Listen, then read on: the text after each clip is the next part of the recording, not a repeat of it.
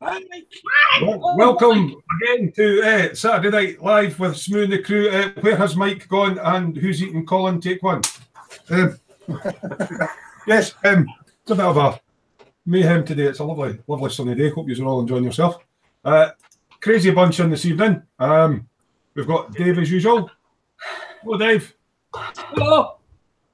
Hello. We've got Chris from Gross Models who's just hit 1,000 subs. Chris is in. Hello. You should all bow to me and stuff now because I'm an official YouTube celebrity. So we're talking full ups and yeah. We've got Gordon's alive. 3 sheets. Bennett. John's in. Hi guys.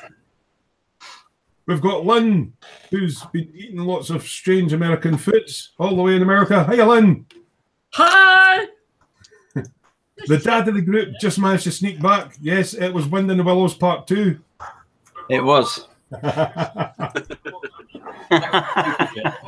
the way in the middle of the back of Beyond, up somewhere near the Arctic Circle or something. It's Scott Sutherland. Hey guys. Yeah, and me, of course. Yeah. Don't know what Colin might be in. Don't know, not sure yet. Hi, everybody, it's in. First in tonight was Kenneth M. So, yeah, you don't get a prize, Kenneth. He was in, like, about 4:30 this afternoon, I think. Who else have we got in? Mark Skill Models. Good evening, Mark. JS Idaho's in. Good evening. And Paul Freeman is in. He's going hello. And Kenneth says congrats to Chris on getting his 1,000 subs. Thank you very much, Kenneth. So yeah, there's quite a few of us in this evening. Well, that's handy, isn't it? You what? That's handy having JS Idaho. Well, it's handy having JS in because then he can translate Lynn for us. Yeah, that would be quite handy, yeah. JS, are you fluent in parrot talk? Yeah. Davey UK's in. He's going evening all. Evening, Davey. Well, Davey. Stu McGuire's in. Oh, it's getting busy now.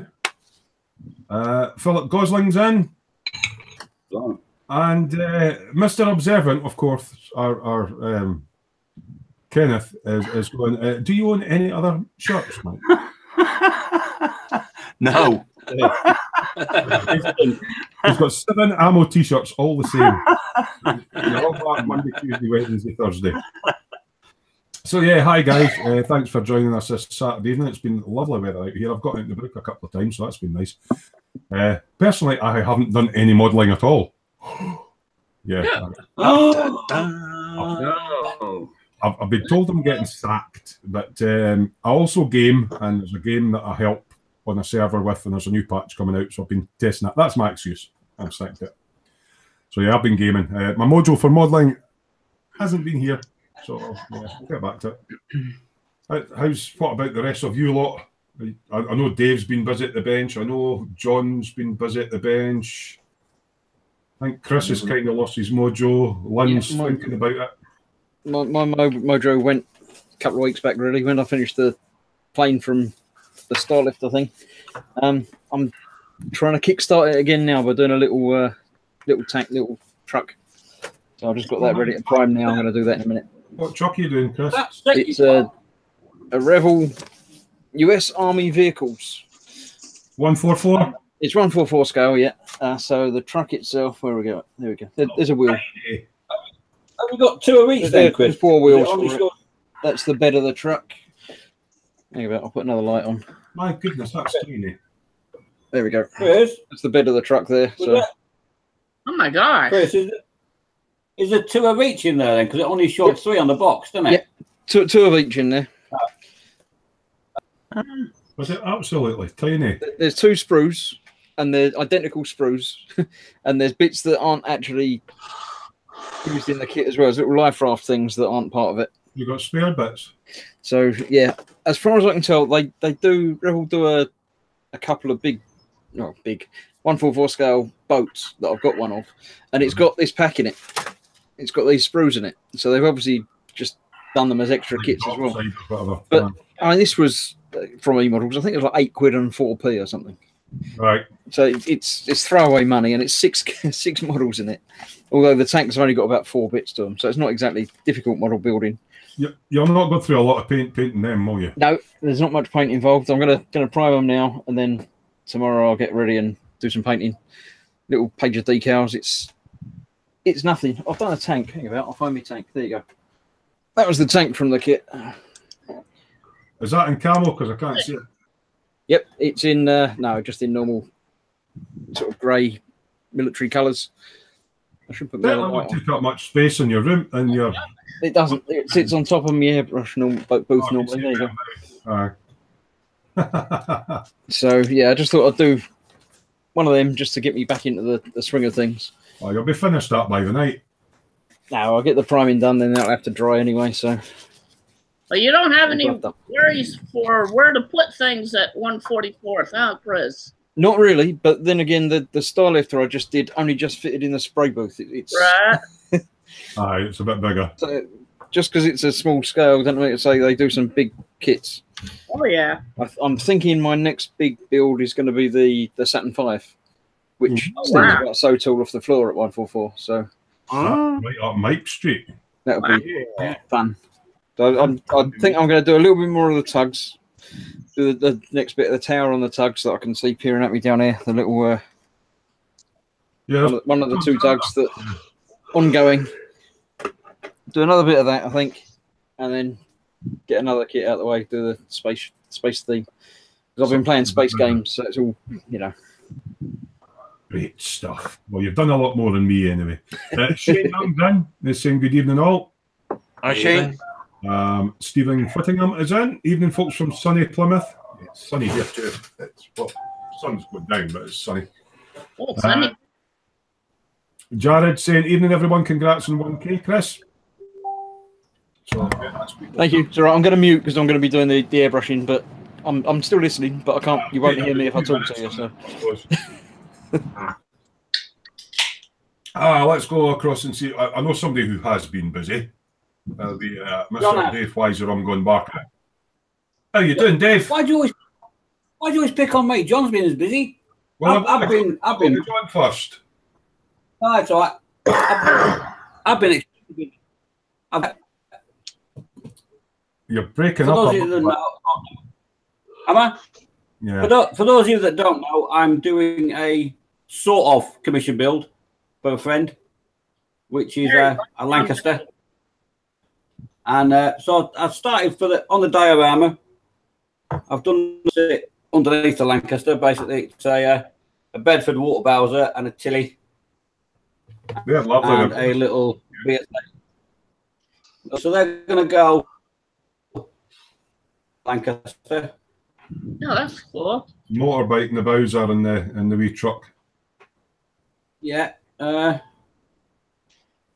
Lancaster itself, the interior.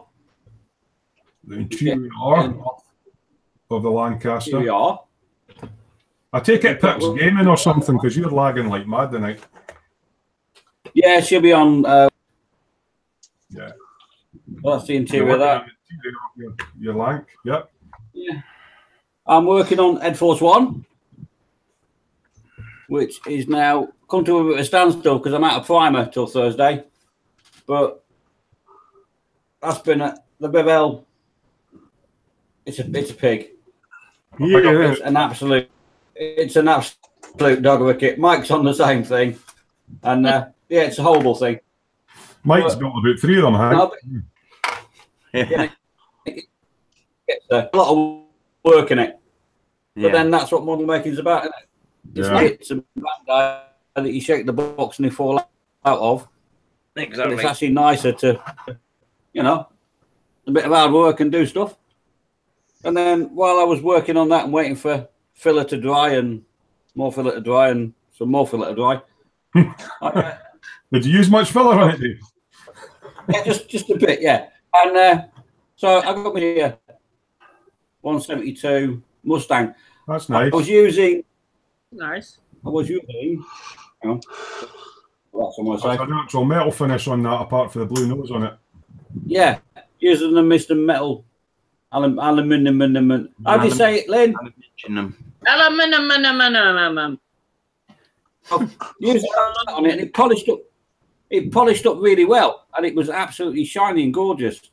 and then I put a clear coat on it, and put it right down again, which was a bit of a shame, but Yeah, it does happen. Yeah. a kit to build though, the Tamiya 172 planes are absolutely gorgeous. So on that note, I bought the Messerschmitt. I can't remember put it. I put it in my stash somewhere.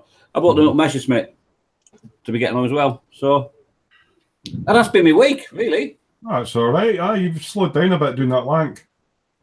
Yeah, because it's sort of a commission build effect, because the gentleman that it's for was a radio operator in Lancaster's, and James Bennett very kindly sent me the correct markings for one of the planes that he was actually on missions in.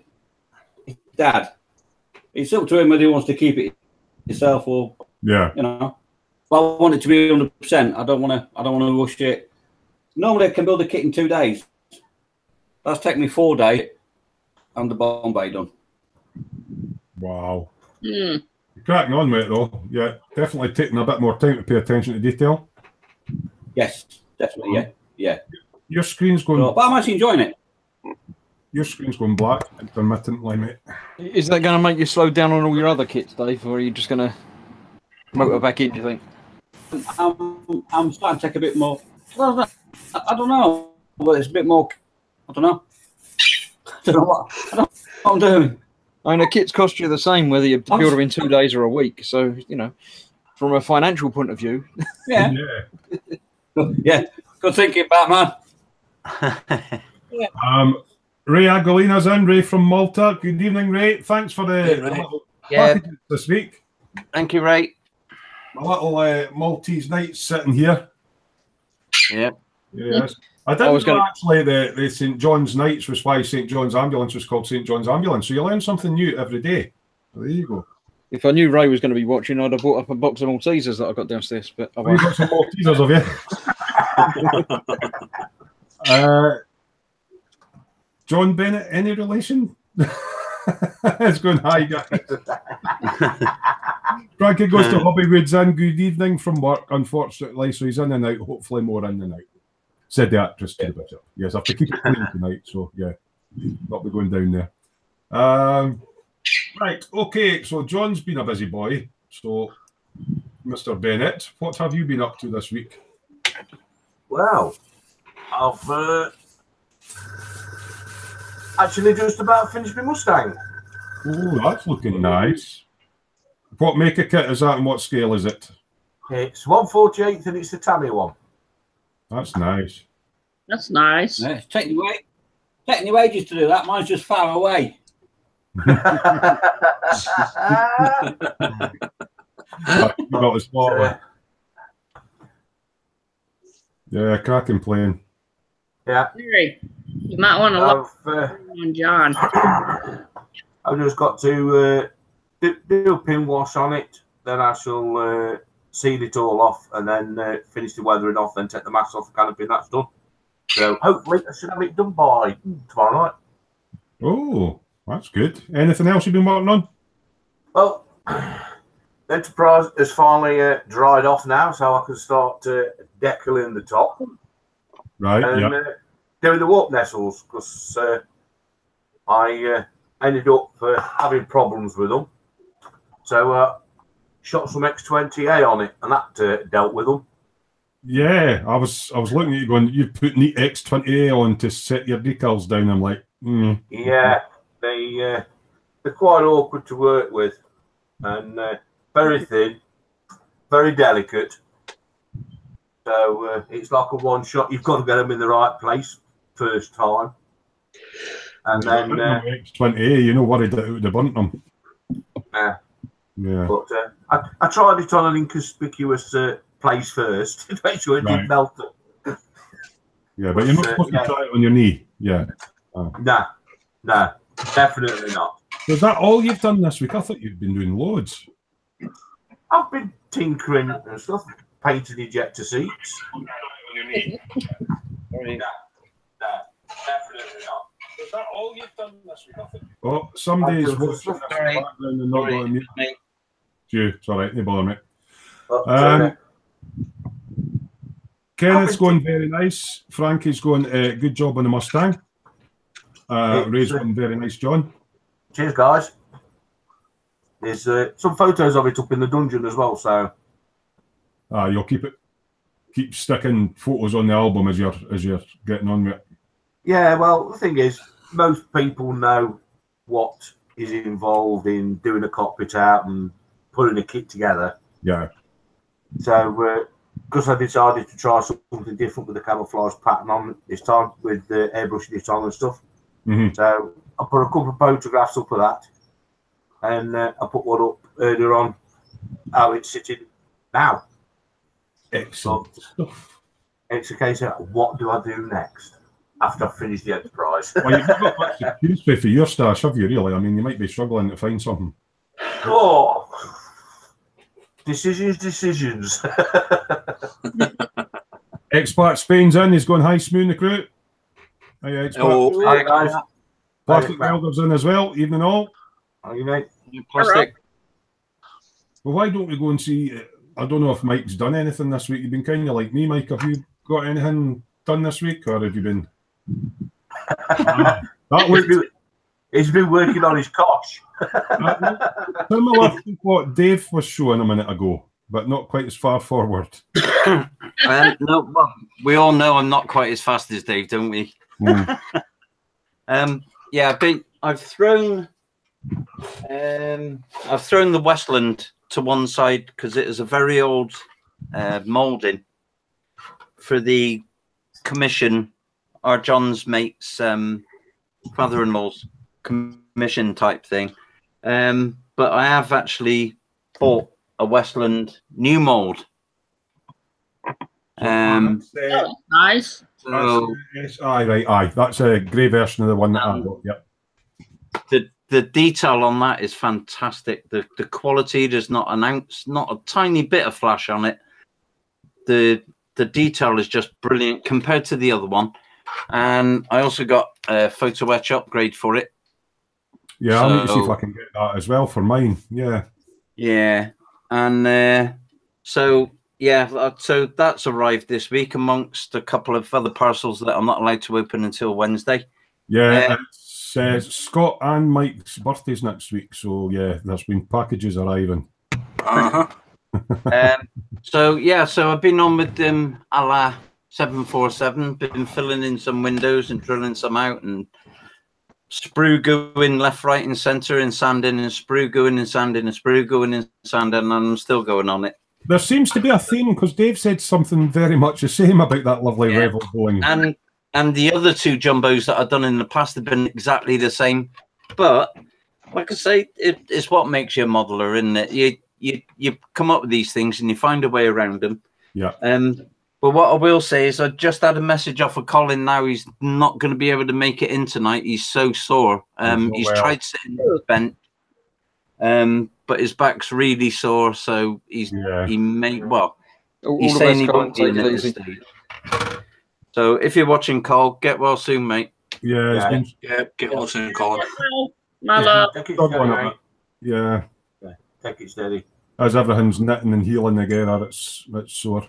Yeah, so I'm looking forward to building the helicopter. It's going to be a really nice build, I think. Frankie goes to Hobbywood, say he's looking forward to the helicopter as well. Yeah, I may just do a photo journal of that because, as you know, I don't do videos as such because I've got a voice for television and a face for radio. But that helicopter's the same one that I got sent off of Luke, isn't it? Apart from I've got the yellow one. Yeah, yeah. So I mean, I really am. I'm that impressed with this one. I'm going to get another one to do for myself because the detail, even inside the cockpit and everything, the detail's fantastic on it. It really is. Airfix have done themselves proud with that one. I'll get the info off you about that wee photo etch because it's only a few quid, isn't it? And then I've still got to find a yellow. It's £3.50 the photo etch from right. Hobbies Limited in Stoke. Yeah. Model Hobby Limited in Stoke. Yeah, I'll get what was on it, Mike? What's on the photo etch sheet? It's oh God, Dave, it's that small, mate. You've got all your grills, your dashboard. seat belts, hooks. Oh, there's just tons of stuff on there, mate. Just tons of stuff. For £3, I mean, you can't go wrong for that extra bit of detail that you're going to get from it as well. So, yeah, that's the one that Luke sent me, was that one, as we got on the camera. But that's basically you've got, isn't it, Mike? Apart from yours is a different colour. Hang on. Yeah. R3. Yeah, the AKR3. Mine's the Mark 43 one. Flown by H. Prince William or something like that. Tells you all about it on the back. Yeah, that was the first incarnation of it. Doesn't tell me anything on the back of mine. No. Tells me it's a white box. Yeah, so hopefully that photo X will do this as well then, because that'll add a few nice touches. I'm gonna do it as the other Seeking and use the other decals that I've got for it, because it's for Grant's father-in-law who's no longer there now, so it's in like memory to him. So I'm going to use all the old decals, but it's going to be a much better definition kit. On the old one, all around the perspex, the gaps were that bad. And the plastic was melted at the seams where it had come out of the jig. The pin marks are pushed right through on some as well, and it is just too much repair to do, really, to make it look a nice job. So I thought I'd get that one, but I'll decal it as the other one. I believe the one that came as a set with your lifeboat, because I've got a lifeboat separate, is just the Airfix starter kit. The actual helicopter. Yeah. So it's all tooling. Yeah. They've excelled themselves on this one. I'm definitely going to get another one. I think it was £16 off of one of our eBay friends. Yeah. Dave doesn't particularly like it. Don't know if Colin's managing to listen, even though he's not in. Frankie Goes to Hobbywood goes a speedy recovery, Colin. Kenneth saying feel better soon, Colin. Frankie Goes to Hobbywood. Mike, face for radio. This makes my day. Who did you say that about? Kenneth is going to fall like Kenneth. Kenneth said, I'd say out of all of them, Mike looks the most handsome, even if he never changes his shirt.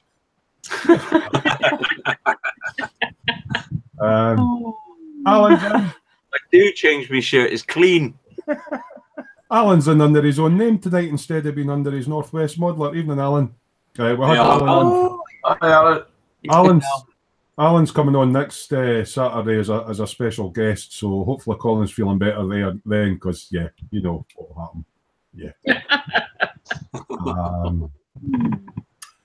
Kenneth is saying gross models, but you have thousands of followers, so you should be happy with that. Yeah. No, I just commented to him saying that Mike was the most handsome. I said, look, we can read this, you know. Yeah. We're taking the mickey out of you. You're like, I'm still here, you know. Oh, got the hiccups here. Lynn, I believe you had, you opened it on one of our wee feeds the other night there. You got a parcel for the postman. Did you get your compressor up and working yet? Let me switch cameras and I'll show you. Okay. Oh, high tech, multi cameras. Oh, she's got multi cameras in there. Multi cameras. Oh, I should have seen the camera angles the other night. Yeah, so it was quite a few flash the other night. I got a Sparmax. Hey. I got a Sparmax TC 620. So when are you going to get playing with that then, Lynn? I'm kind of scared right now since my electricity is kind of messed up around in this place. Yeah. And so I might wait until they come and fix it if they ever do. And there's my little, where'd it go? There's my Badger airbrush that's been waiting. Yeah. Then Cool. Also got this little guy. Ooh. That looks nice. From Black Hawk. Ooh. The ISM for Hero auction. Oh, did you get that for the Heroes auction? That looks nice. I'm gonna try to do some PE for it. Yeah, I'm holding my webcam and it's all my line's all tied up. And I can't see what I'm doing. But yeah, I want to try to do that. That looks cool. I also got some decals for my USS Enterprise. Your Aztec stuff. The Aztec decals. Yeah, they'll be fun. TK did some of them. Had real trouble with them. I don't know if I want to start working on the Enterprise or start working on this guy. The helicopter looks good. I like helicopters. How you go that way? It's a big helicopter. It's a real big helicopter. That flying grades Millennium Falcon, you wuss. I'll work on that one later. Alan, something you laugh. We forgot that when your camera sort of went to a strange angle the other night that Alan was on, we were all giggling about flesh tones. He says he hasn't slept since, Lynn. Okay, I'm going to switch cameras back. Ken is having a laugh. Do you know the size of the rivets you used to attach the front hull armour on a King Tiger tank, Alan? If you don't, can you let me know next week on the stream? Oh, that's Alan's favourite subject, armour. He loves armour, Alan. Yeah, so when Alan's on next week, he loves armour. So we want all the armour questions and we'll let Alan answer. Don't ask him any car questions. Don't ask him anything about shiny cars. All armour questions. Heavily weathered armour, yeah. That's the way it goes, yeah. Oh, we're a bad bunch, aren't we? Actually, he's going, oh, I love armour. So, he might catch us all out. So there you go. He'll be frantically researching armour all week. You been up to anything else, Lynn, apart from working? Just working, and I haven't really been back to the bench in a couple of days because it's kind of crowded over there, and I got so many postal boxes over there that I can't find my floor. Kenneth's having a wee joke there. He says, I thought Alan hated cars. Yeah, he hates them. That's why he does them all shiny. And he's like, I'm shy, be nice to me. Yes, Alan. So, Scott, all the way up there in Orkney, I believe you're getting to the finishing stages with your digger thingy, and you're trying to do a dio thingy, and then you've got a tank thingy and another thingy. Yeah, I've got lots of thingies. Yes. Yeah, don't show us your thingies on camera. No, please. No, we'll leave that to Lynn. Diggy thingy is pretty much finished. That's a cracking wee kit, that. That's brilliant. That's so lovely, that. It's Hasagawa 135th scale, isn't it? Yes. So all your final stages of weathering and your pipes went on. It's pretty much finished. So then I'm going to start doing the diorama. I've actually built that's the corner of the building. That's like the metal frame. Mm-hmm. So I'll have all the concrete and things. I'll be ripping it all down. So actually looked at proper engineering. Say again? You've got to put a corrugated iron roof in it? Yeah, I've found corrugated plastic card in 35 scale. You not got one of our wee tools that goes brrrr and make your own out of cocktail? I don't know. Ah. Is it a real thing, Scott? The double arm digger thing? It is actually a real thing. It's an actual thing. It is an actual thing. I've seen them. I've never been sure if they're actually a real thing or if they're there's a plant hire, tool hire place just up the road from where I work, and they've actually got a Hitachi digger. I think it's a slightly smaller one of those. I was walking past going, ooh, reference. Yeah, they do an election diggers are quite good. The big claws for tearing the masonry down, and the other claws for cutting through like all that H section and I beam and all that. All right. Well, it cuts everything up into wee bits. Cool. So yeah, I've done that, and I got this little Hobby Boss 172nd Merkava kit quite cheap. But just getting my fix of Merkava 4 till I can get the new 35 scale Meng one, which isn't available yet. So the dial's almost about done on that as well, is yeah, it? So that's just about finished as well. You've been busy then. Your mojo's coming back a bit. It's getting there slowly. Looking good. Anything else happening? Oh, you've got, haven't you? Say again? You've got your birthday next week, haven't you? Yeah, and I've been getting mysterious packages turning up for the last few days. Yeah. I tell you what, it's been really hard trying to locate so many Airfit starter kits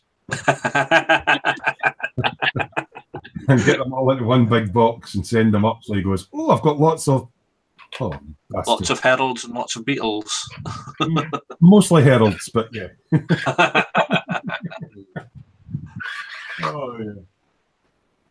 Dave, what are you doing? You've got your head down working away. I am working on this Lancaster, mate. You haven't said hello to Alan, Dave. I did. Saying you haven't. I did. I thought I did. Alan, you finished that mini yet, you slacker? Hang on. Kenneth's got a question for Scott, actually. He's watched a video build of that model, Scott, and he says, did the details for the windows cover the whole window? Not quite. It's like a black outline, and it's also got like the warning sticker things all over them, so that they're a little bit fiddly to get on. So if I was to do that kit again, what I would do is I'd actually mask and spray the black bits on instead of using the decal, because it's just a bit fiddly. So there you go, Kenneth. Well, lots of people adding photos in the dungeon for us to look at in a wee bit. That's good. Alan's saying, I thought you got him his own do-it-yourself Barbie kit.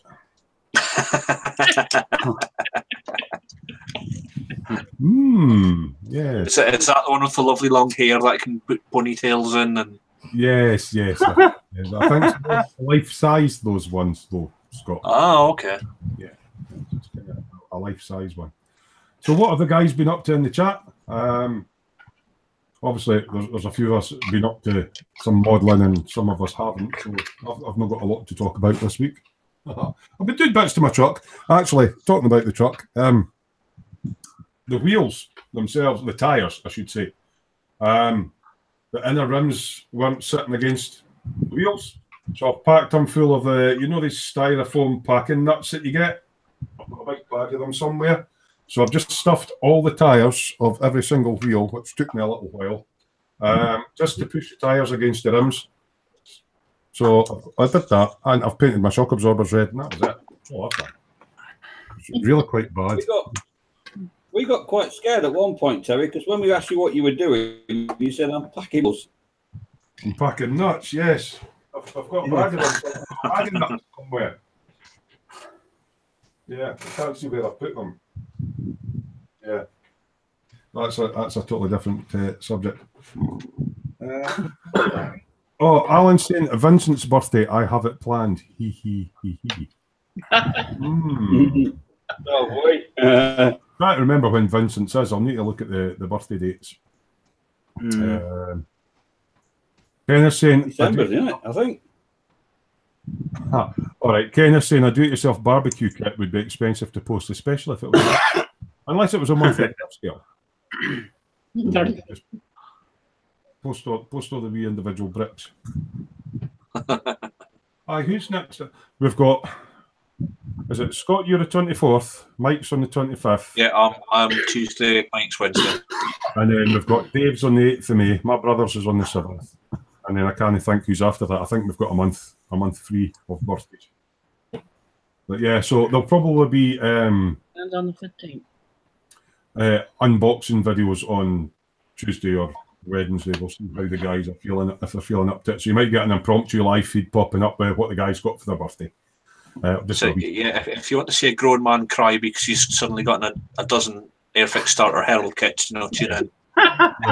Yeah. So have your Kleenex tissues at the handy to watch Scott cry. Yeah.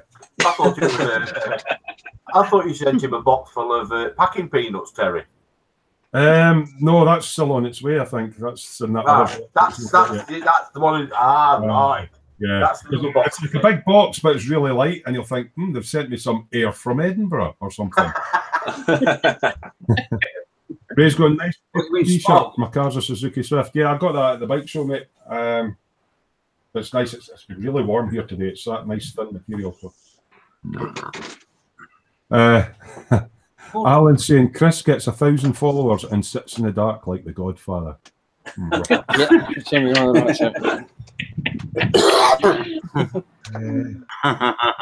Jane Young saying he's just finished another timber kit. Oh, because he did that one with Accordion Man, didn't he?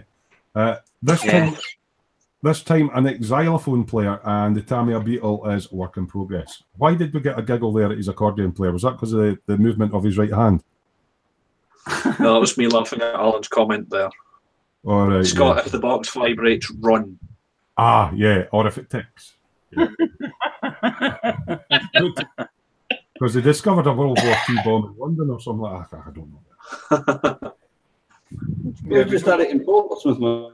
What was it, Portsmouth, Dave? We've got a large student community, and we found firearms and bomb-making material in a student's room in one of the halls of residence.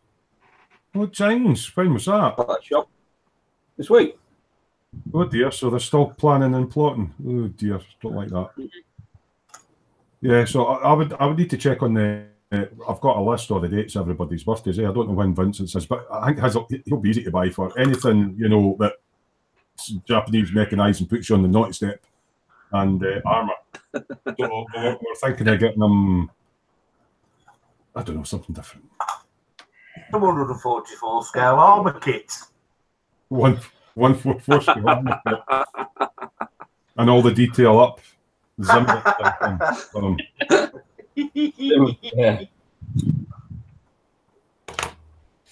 Yeah, right. Right, guys, I shall be back in 2 minutes. No bother, pal. I'll time you. Yeah, so our usual comedian Colin's not in tonight. So Vincent's is the 18th of June. See, the 18th of June, May, June. Oh, right, so he is the following month. All right, okay, we'll need to start scheming with that one. Yeah. Yeah. I found the perfect thing the other day. I mentioned the perfect thing the other day. Yeah, we'll keep that quiet so he doesn't tune in. And exactly. We won't say anything. We'll just buy him loads of photo etch, but no the kit for the photo etch. Yeah. Why is Chris typing in there? It's just too hot to have light. Because you were too busy talking. I wouldn't want to interrupt. It'd be rude.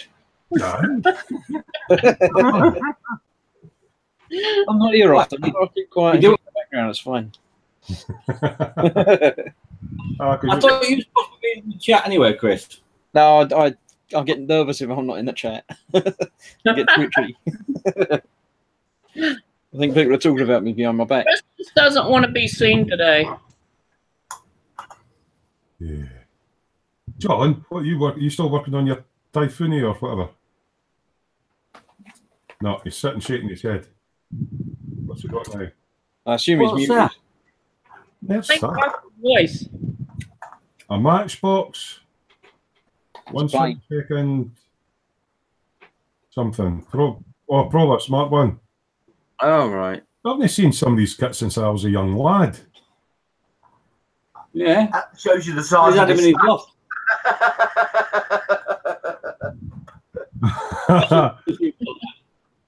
Shows you how big my stash is.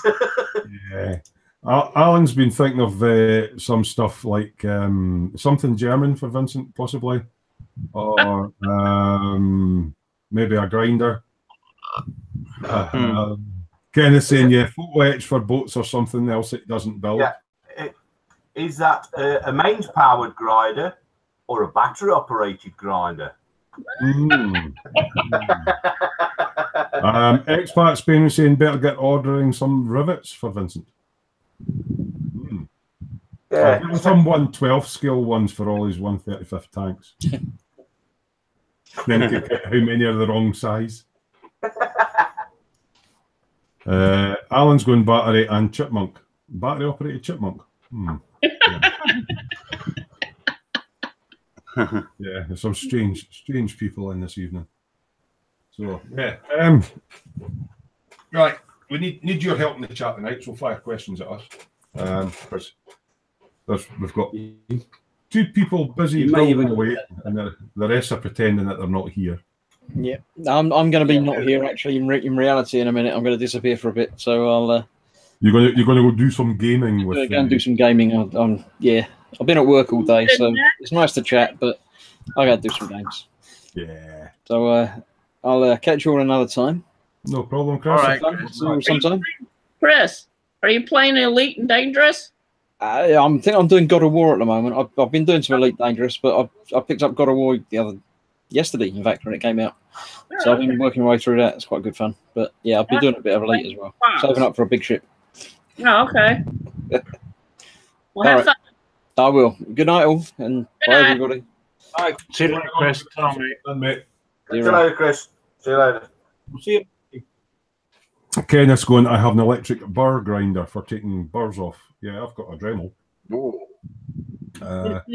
Alan's trying to say, I'm only brave over chat and shy when on camera. Yeah. Poor little mate's got bells on. Yeah. We know different. I'm going to take a little look across in the dungeon and see what's happening there. Yeah, I think quite a bit's gone in there recently. There's been quite a few bits and bobs come up. A lot of guys on the long-term builds are just finishing stuff off. Right, let's see if I can get onto the dungeon without everything popping up. Yeah. Don't want people posting in there just now. Right, try to hide everything because we've got secret shenanigans going on. Birthday's coming up. You know, people that are not actually in the live feed messaging chat, and then it pops up in the middle of me doing a screen presentation of what they're getting for their birthdays. Not very handy. So having to hide them all. Right, okay, we've got some stuff in. So let me just see, is there more coming in? Usually happens as soon as I go and have a look at the dungeon, more stuff comes in. Yeah, Stephen Whittingham and that's added stuff. So I shall. Yeah, and Gordon Bennett's got stuff in. Gordon's alive. And if I can get my mouse working. I don't have anything. I need to post my pictures. Yeah. But as you say, a lot of your stuff's still packed in boxes, isn't it, though? Right. So if one of you lovely gents or ladies can keep an eye on the chat. I am doing. I'm going to go on my usual screen share, present to everybody. Hello. And screen share. Let's look at there. Smoo's Dungeon. There we go. So it's Smoo's Dungeon time. Again, the usual. If you're not in the group and you're watching from a small window in Facebook, hit the YouTube link, come in and chat with us, and join the dungeon. Facebook.com groups Smoo's Dungeon, and an admin will add you. We're doing quite well. We're up to about 68 members at the moment. Right, so Stephen Whittingham from Plymouth has been waiting for his Subaru to dry, so he started his BMW and just bought a Ferrari supercar for some P and carbon decals for next build. So let's have a little look at what Stephen's been up to. Oh, so he's bought a LaFerrari. That's nice. What an unusual rear spoiler on that. It's split into two wee. That is nice. Weird. Glue and paint are required to assemble the model. Oh, wow, that's nice. Wow. Right, are those seat belts fabric or are they photo etched? You think? You've got all the wee springs and everything on the front there for suspension. Good. Lovely detail in some of these. I'm not a car builder myself. Oh, I love that engine at the back. Look at that. That's superb. Wow. Well, you want to try them, Terry? Actually, I was, Yeah, I know. I'll be able to manage it, but I'll be able to manage it. What I quite like for a technical aspect of me being a mechanic is that the engine's a stress member and the shocks and all the suspension is bolted onto the gearbox and the engine and everything. Yeah. It's really quite cool. The two intercoolers out there. Lovely detail on that. All the wee pipes going up to the bits and bobs. Yeah, Alan's saying it's nice that. Yeah, it is looking nice. Oh, BMW M6 GT3. Oh, that looks a good kit. I was looking at that one. Nunu. That's nice. A Nunu kit. I was looking at that myself, actually. I've never heard of that manufacturer. Well, that's looking nice. Roll cage in. Yeah, it would take me months to do a car. Oh, there we go. That's a Scooby. Taking him months to do the bloody Herald. Yeah, that was a pile of. Scott will find that out when he gets his big box. On his birthday. Right, so Gordon's Alive was talking about his Mustang. This is just a few pictures of it in various stages. I believe you airbrushed all the black and white stripes on. Yeah. Yeah. Yeah, it's all airbrush. Interesting colour that. It's like a bluey grey, isn't it? Yeah. And then like an olive drab or whatever colour that is. I'm not up in all the colours for aeroplanes. Oh, now that's nice. I like that. Oh, the decals on and all the markings on the side, is that how many planes he's shot down? Yeah. That's coming in really nice. 20. That's taking you the best part of this week, isn't it? Yeah. So from that to that and almost done. It's quite nice how all the flaps and ailerons and all that go up and down. Yeah. I do like prop planes. I should really get back into building them, but I've nowhere to store them at the moment. Got a ceiling? No, I don't like it. I've got high ceilings in here. Right, so Alex got a new model. I can't wait to build it. By the way, it isn't a naughty step. Is that a bit like the sniper that Colin did in the, what do you call it? No. The camo, is it not? That's quite cool. Metal barrel and everything. Cool. A scope dog. That does look quite nice. Nice. He's got the big laser sort of, well, not a laser eye, that'll be a night vision thing and all that. That's actually quite a cool looking kit. What's on the right hand I've side? just thought if the Smoo hang stuff off his roof, he's just going to bang his head off it. I would. Well, actually, I've got really high ceilings in here. Frank's done a bit more on this Fowler breakdance show ride. It's just a couple of pictures at the end, actually, so I might go in and go that way because we've seen most of them before. Oh, wow. Oh, wait now. Will I go through them? Oh, right. Ooh. I've featured this before. Did nobody see it? Beautiful. That is cool. It's a big show ride. He has it all lighting up and everything. Well, he switches on it, but I was just trying to see where he got further with it. I like how he lit up all the wee balls and that in the middle. Where's he been getting with it? Actually, that was the original kit, and then he goes through all the stages of it. So there's about 40 odd pictures in the dungeon there of this kit. I've never seen anything like it before myself. All the little cars and everything that you got to paint up. And obviously all the checkering and everything, he's doing that by hand and masking it off. That's a lot of work in its own. Yeah, there's quite a lot of electricity involved in this. All the LEDs going into all the panels and everything. For all the fancy lights. I'm sure somewhere on the dungeon he actually uploaded a video of the thing working. Yeah, I remember seeing that. Because all the wee cars spin in and out of each other. Yeah, some crack stuff. Oh, they've even got figures on it. Yeah, I'm pretty sure somewhere when they posted it up, we looked at it the last time we was working on it, there was a video there with all the cars shooting in and out each other. So that's basically what he's working on at the moment. That's a cracking.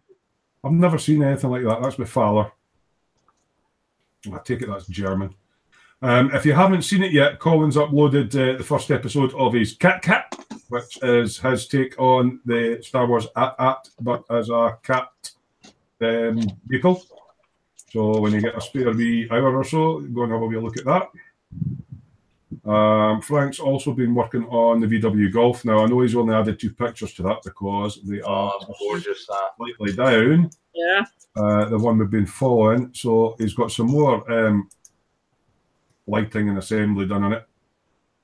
That's the back end of it. That's nice.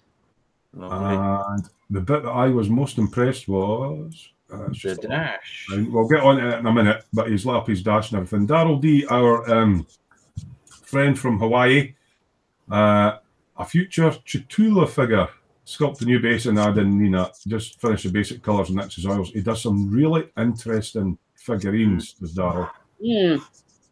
That's quite a scary looking beastie, that one. So this is him just starting it. Oh, and he's got some dismembered.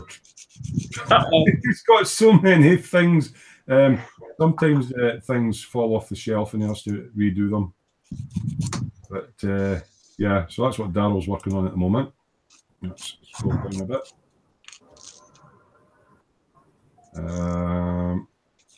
That was Mike opening his package from Ray from Malta. Daryl posting up some more pictures of that. Colin's fairly getting on with his Concorde. It's a work in progress.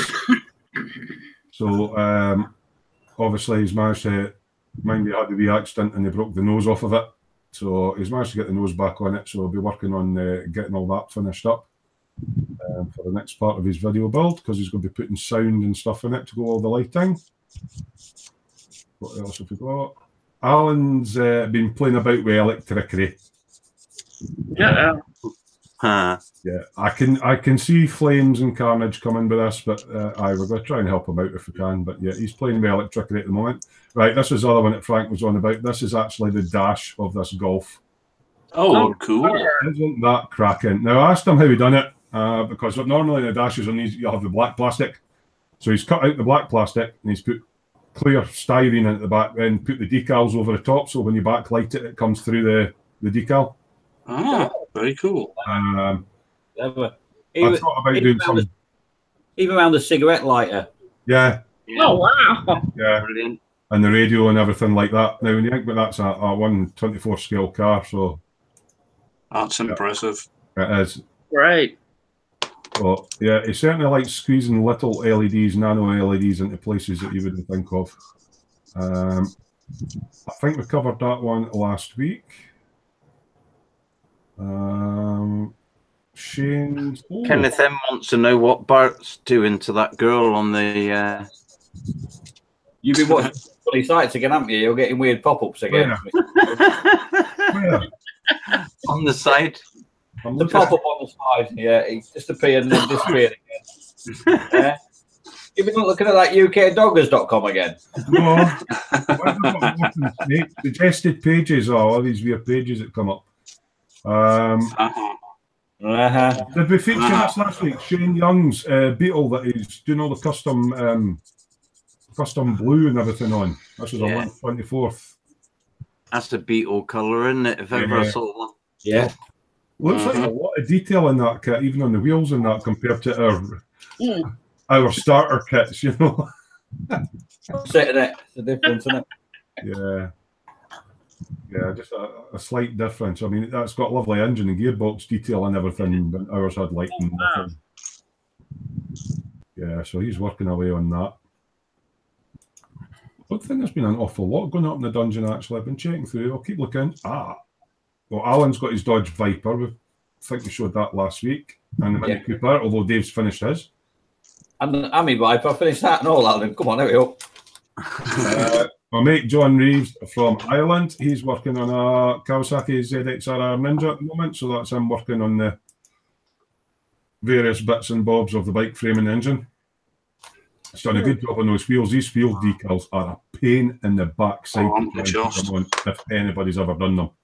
They come in about 3 parts, and you've got a tiny little lip to get them in. And the thing is, they didn't sit flat, and so he's done a really good job on getting those wheel decals to go down. It looks like photo etch on that disc. It's that shiny. And Alan's telling Dave to sod off. Brian Griffin, has he made any more progress on this yet? I think we covered this last week and he just got as far as doing the engine or something. Has he done any more to it? The Russian gas truck? Not yet. Yeah, I'm just space, isn't it? Look at that.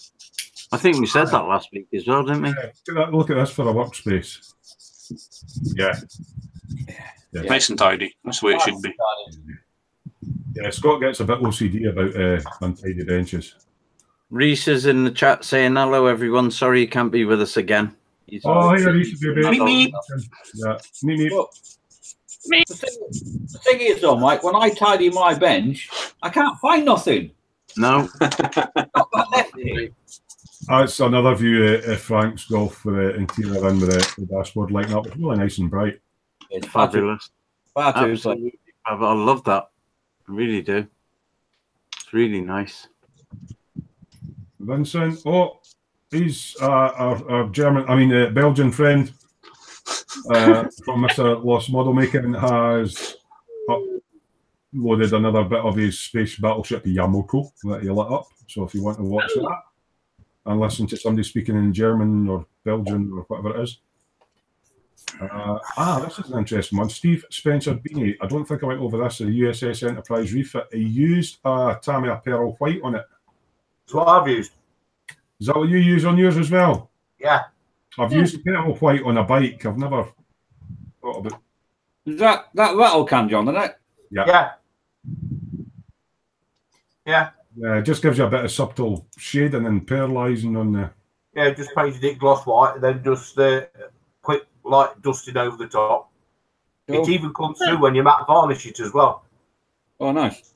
Yeah, I think we've pretty much caught up, actually. There's not been a lot going in the... I'm coming back into the room. There's not been a lot happening in the dungeon, so maybe folk have been getting the good weather and disappearing out to play and stuff. What's everybody been saying in the chat? 5 weeks ago, we're covered in snow. It's weird, isn't it? I know. Kenneth saying the lights aren't too bright, like some can be, yeah. He's got the resistance right on them to dim them down a bit. Yep. Cracking job.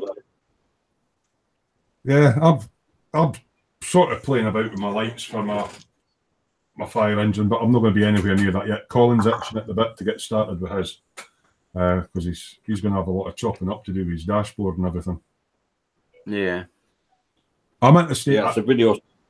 Too. Yeah, I get fed up painting after a while and want to start building something else, but I don't want to build something else when I haven't finished what I've finished.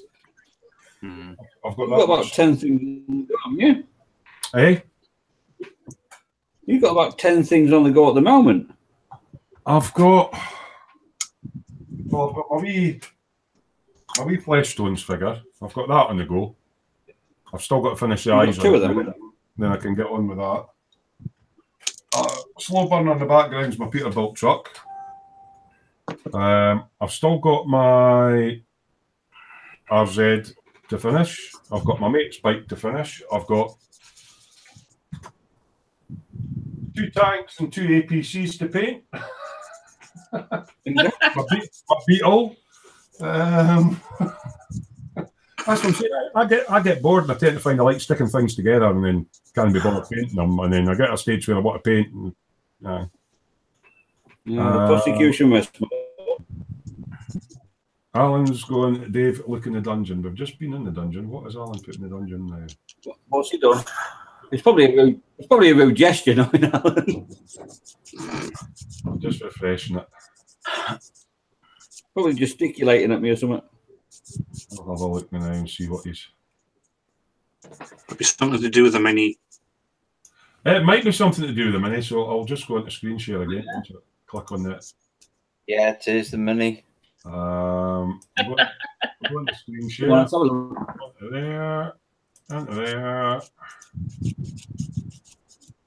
That'd be that one, Dave. That's it. Oh, that's nice. So there you go. Alan's done his mini. Ooh. Ooh. Well done, Mike. His little mini. It didn't take long, did it? No, it's as quick as Dave. Yeah, no. To be fair, that's a nice thing. Oh, is that a higher spec kit, Dave? Is it? Oh yes. Yeah, mine was just the Vell one, Mike. Mine had about 22 parts to it. He's had about 222. Yeah, he's sitting there going na na na na. The thing is, Dave could have built 3 of those in the time you've built that one, mate. You know, so You could develop a showroom of minis by the time you've got that one all polished and sitting in the garage forecourt. Not me, Tommy, not me, mate. The guys are just chatting away. As I say, the usual chatterboxes aren't on tonight. So any questions for you guys in the chat will help keep the chat going. And I'm not drinking tonight, so I'm not spouting my usual nonsense, because if it's a nice day tomorrow, I'm going to get out on my bike. I went for a wee blast today. Beautiful. What's Alan saying? Quality, not speed. So the wife says anyway. Exactly. So you, Scott, actually, are you any further forward with, you were planning on maybe doing a YouTube channel, or you've... Still no further ahead. I just haven't had time to sit and figure out software and get stuff filmed. And Oh, that's the thing that's holding me back. I don't know if people want to sit and listen to me babbling on about building stuff. So. Alan's saying, wait till next week when I'm on the chat. oh man. Holding my channel up is editing software, because I've never actually done anything like it before, so I need to sort that out. I mean, I know Alan does videos, Colin does as well, but Colin uses something similar to myself, Adobe, for doing the videos. There's a lot of free stuff out there, but I'm not aware of how good a lot of it is. Some of it doesn't. Exactly. Some of it doesn't have what they call the codecs for certain brands of phone if you're using that for a video or whatever. Yeah. Alan's asking, do you want the editing software, Dave? What have you got, Alan? Yeah. Just Sony Vegas, so I don't know how that works, but I mean, if you can talk Dave through it, that's fine, because he wants to do a channel aimed at helping kids getting into modelling and aimed more at beginners, aren't you? Yeah. Yeah, I don't know anything about Sony Vegas, but if it's quite intuitive, if it's a sort of drop, a bit like what I use, you drop in the video clip and then you can add art to it and then you just compile it all and upload it. If it's kind of drag and drop stuff, it'll be all right. Yeah. Kenny's saying you couldn't do build videos, Dave. The ads before the video would be longer than the video of the build.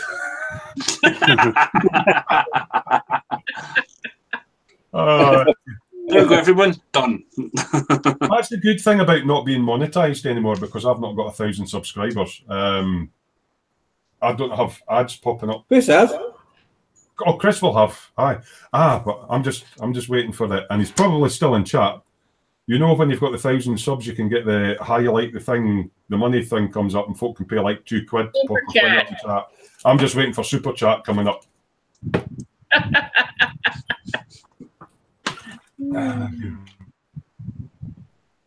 Alan saying, "Oh, it's Dave. I need to get the kids' version." Right, yeah. Dave's no bad ways. Technology stuff. Technology stuff. It's electricity. Yeah. Is an ad blocker. Yes, that. Although I've not ever had any revenue from YouTube, I was getting, it adds up, like you get $2 a month for so many clicks in that. But you can't cash it until you get to £60, and I've never made £60 yet, because people do ad blockers.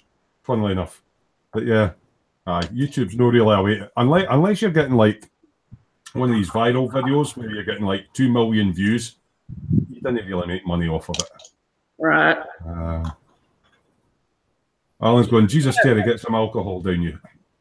I want to go out on the bike tomorrow if it's sunny. Tomorrow, if the sun's out, the bike's out. I've not been for a play on the bike. I'm out tomorrow. Yeah. Might go down to the cove, might go down to the borders. Don't know. See how it goes. I'll have to grab them tomorrow. Yeah. Rat bags. Dave, look. I built a plane, look. Oh. Oh, that's nice. Hey, you going at me building, bastard? Look at that. Alan, don't you dare jinx it saying it's going to rain. If it rains, Smoo, you can just blame him. John, have you got any exciting stuff under your bench you might want to show our viewers to take, just to sort of pad out half an hour? What, his leg?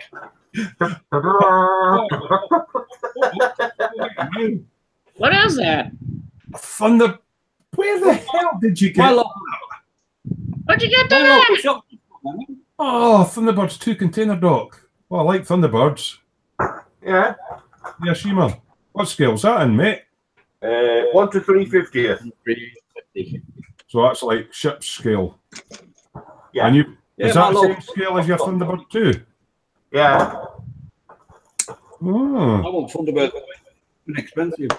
Yeah. You get proper decals with it. Oh, wow. oh look, it's got numbers. Oh, and Thunderbird written on it. Yeah. Yeah. You get the control room decals. Cool. Cool. JS Idaho's going, Thunderbirds. You get a bit of that foamy stuff for, Was that the hanger? yeah, that's the floor. Oh, yeah. Right. Jerry Anderson greatness is JS Idaho. You get Yep. 3 lots of them That's Hmm. great. and a little mole. Oh, the wee mole thing. Yeah. They're cool. Right. Is that like an old kit that you can't get anymore? Hey, get on YouTube. Oh, not eBay. That's brand new. Brand new, mate. My local shop's just got them all in, Terry. Look at that. Oh. They're bloody cool, wee helicopters and stuff. Oh, wow. That's a good looking. Another mole. That's 1 350 scale, that is. Right. They're cool. Right. Firefly. Hmm. I can't even remember the name of half of these things. I remember watching Thunderbirds when I was younger, like. Here you get all the sprues for all the vehicles. So is that a full base worth of vehicles to go with it then? Yeah. Or the I'll colours? build that. Yeah, cannon. A fire engine. What the hell? Hmm. Sort of money's in a kit like that. JS Idaho's asking. JS Idaho's asking what scale is it? It's 1 350th? 1 350 scale. I think this cost me about 40 quid. But you get all the vehicles. Oh, wow. So the Thunderbird 2s in that, are they small as well then? What's that? Is that? It's one of the vehicles. You know the part works one that's going on at the minute. You know all the little vehicles you can get with that. No, I've never seen it. That's what I'm saying. I didn't ken a lot of that Thunderbird stuff was available. Oh, Dropped it. don't break it. What's that? It's a thing with a load of wheels. It's usually pink. Oh! Lady Another Penelope. piece car. Ah.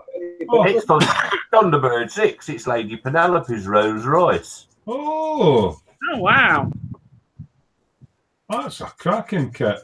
I've never seen anything like that. And you get Was this the size of the Thunderbird 2 compared to the rest of it? that's one Oh, of it's the the pods. pods. Oh, wow. All right, okay. But you get the floor as well, and you get the interior with it as well. Bits for the interior. Huh. You get 3 of them. That's some amount of bits and bobs for a £40 kit. I take it all goes together, all right, John. Have you built one of these before? Yeah. Right, and then you get all the interior for the hangar deck. Mm-hmm. Oh, wow. You get 3 of them because they're all identical. Right. And then you get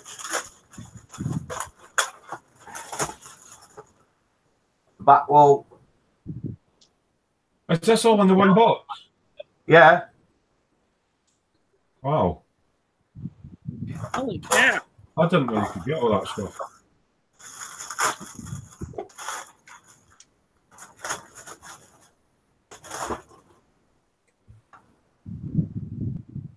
Oh dear. Oh, no. Quite fancy that, actually. Quality on that. You even get the clear windows for the control room. Oh, wow. Yeah. Plus, Hey, Tommy. little pins and stuff that make up hydraulic rams. Oh, wow. Oh, wow. I'll need to have a wee look at that. That's an interesting kit. Never seen anything like that. But the only thing that you don't get the Thunderbird 2 with it. Right, You okay. make a Thunderbird 2 and 1 and 4 and all the other Thunderbirds in 1/350th? Yeah. Huh. Right, I'll need to look into that. Stephen Whittingham is saying Antics got it for $44.99. Yeah, it's about the right price. Shane Young's actually got a modelling related question. Can anyone help him? He sprayed his beetle with Tamiya acrylics. Would you use X22 or something better as a finish? Any help would be great. You can use lacquers over acrylics if they're cured. Yeah. But if you're going with X22, a lot of people swear by X22 and I just get some out. Mr. Colour Leveling Thinner, which is a lacquer, to make it extra shiny. You can, over acrylics, because I did it on my Beetle, use something like Mr. Colour GX 100. Yeah. Clear lacquer. But again, that's a lacquer, that's a hot paint. But as long as you mist it over first, and give that about 10-15 minutes, and you can mist over another coat and then go on with a wet coat. Yeah. Well, the best thing you can do is leave it for plenty of time to dry. Yeah. So if you've sprayed acrylics on it, give it a day or two to dry if you're going to go over with a hot lacquer. Yeah. Leave it for at least a couple of days. It's like this. This Mustang was done in it. Right, I'm on you, John. Right. So this Mustang was done exactly the same with Tamiya glosses, Acrylics. Tamiya paints. Right. So it got camouflaged. I left that for 24 hours. Then I put a mist coat of Tamiya gloss over it. Left it for about a quarter of an hour and then did it again. Mm-hmm. Just a mist coat. Because I wasn't after a really glossy finish. I wanted a satin finish. Because that's good enough for putting the decals on. Yeah. Putting the decals on is another story. Yeah. Well, I mean, basically, if you're going over acrylics, give them a good 24 to 48 hours to dry, and then. Yeah. Because if the paint underneath is not dry, as soon as you put the gloss on, you'll find out in a week's time it just cracks. Yeah. Yeah, because it's still trying to evaporate, and you get crazy and all that on the top of it. Yeah. But I mean, X22 and ordinary X20A will give you a nice shine. Yeah. If you want to go slightly shinier, instead of using X20A, use Mr. Colour Self Leveling Thinner with it. If you've got, you'll not get shinier than lacquer paint, so you would need to go into a clear lacquer if you wanted to, if you want to go shinier. I wouldn't put 2K on top of acrylics. It's a bit too hot, I think. Maybe Alan could tell us about that. I don't know if he's ever sprayed the 2-pack over acrylics, but I certainly haven't had any problems using the Mr. Colour stuff.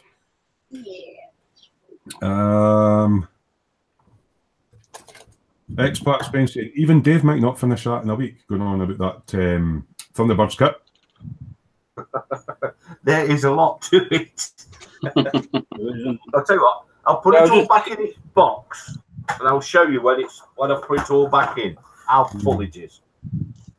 That looks cracking. It's a shame you didn't get Thunderbird 2, but how much is Thunderbird 2? Round about the same price. Another 40 quid for that.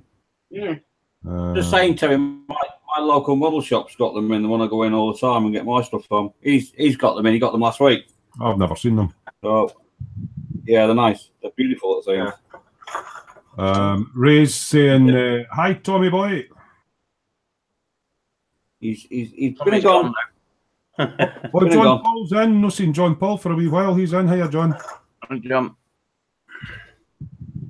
So Stephen Whittingham is saying, I just looked on Antics website. They've got 14 Thunderbird kits and some look great. Right, I'll need to look into that because I did like Thunderbirds when I was younger. Wonder if I can get them over here in the US of A. Don't know where are Antics based, John? Do you know anything about the manufacturer? I think it's Hiroshima. Is it Aoshima, is it? Yeah. Aoshima kits in. Yeah. Oh, so the company he's talking about, Antics, is just a company that's got them in. Right. Yeah. So just type in Aoshima and Thunderbirds and see what comes up. When I go on, just type in 1/350 scale Thunderbirds. Yeah, I wouldn't mind. Aye, that'd be kind of cool. Something different. You know, everybody's doing Star Wars and stuff, but yeah, Thunderbirds back in the youth.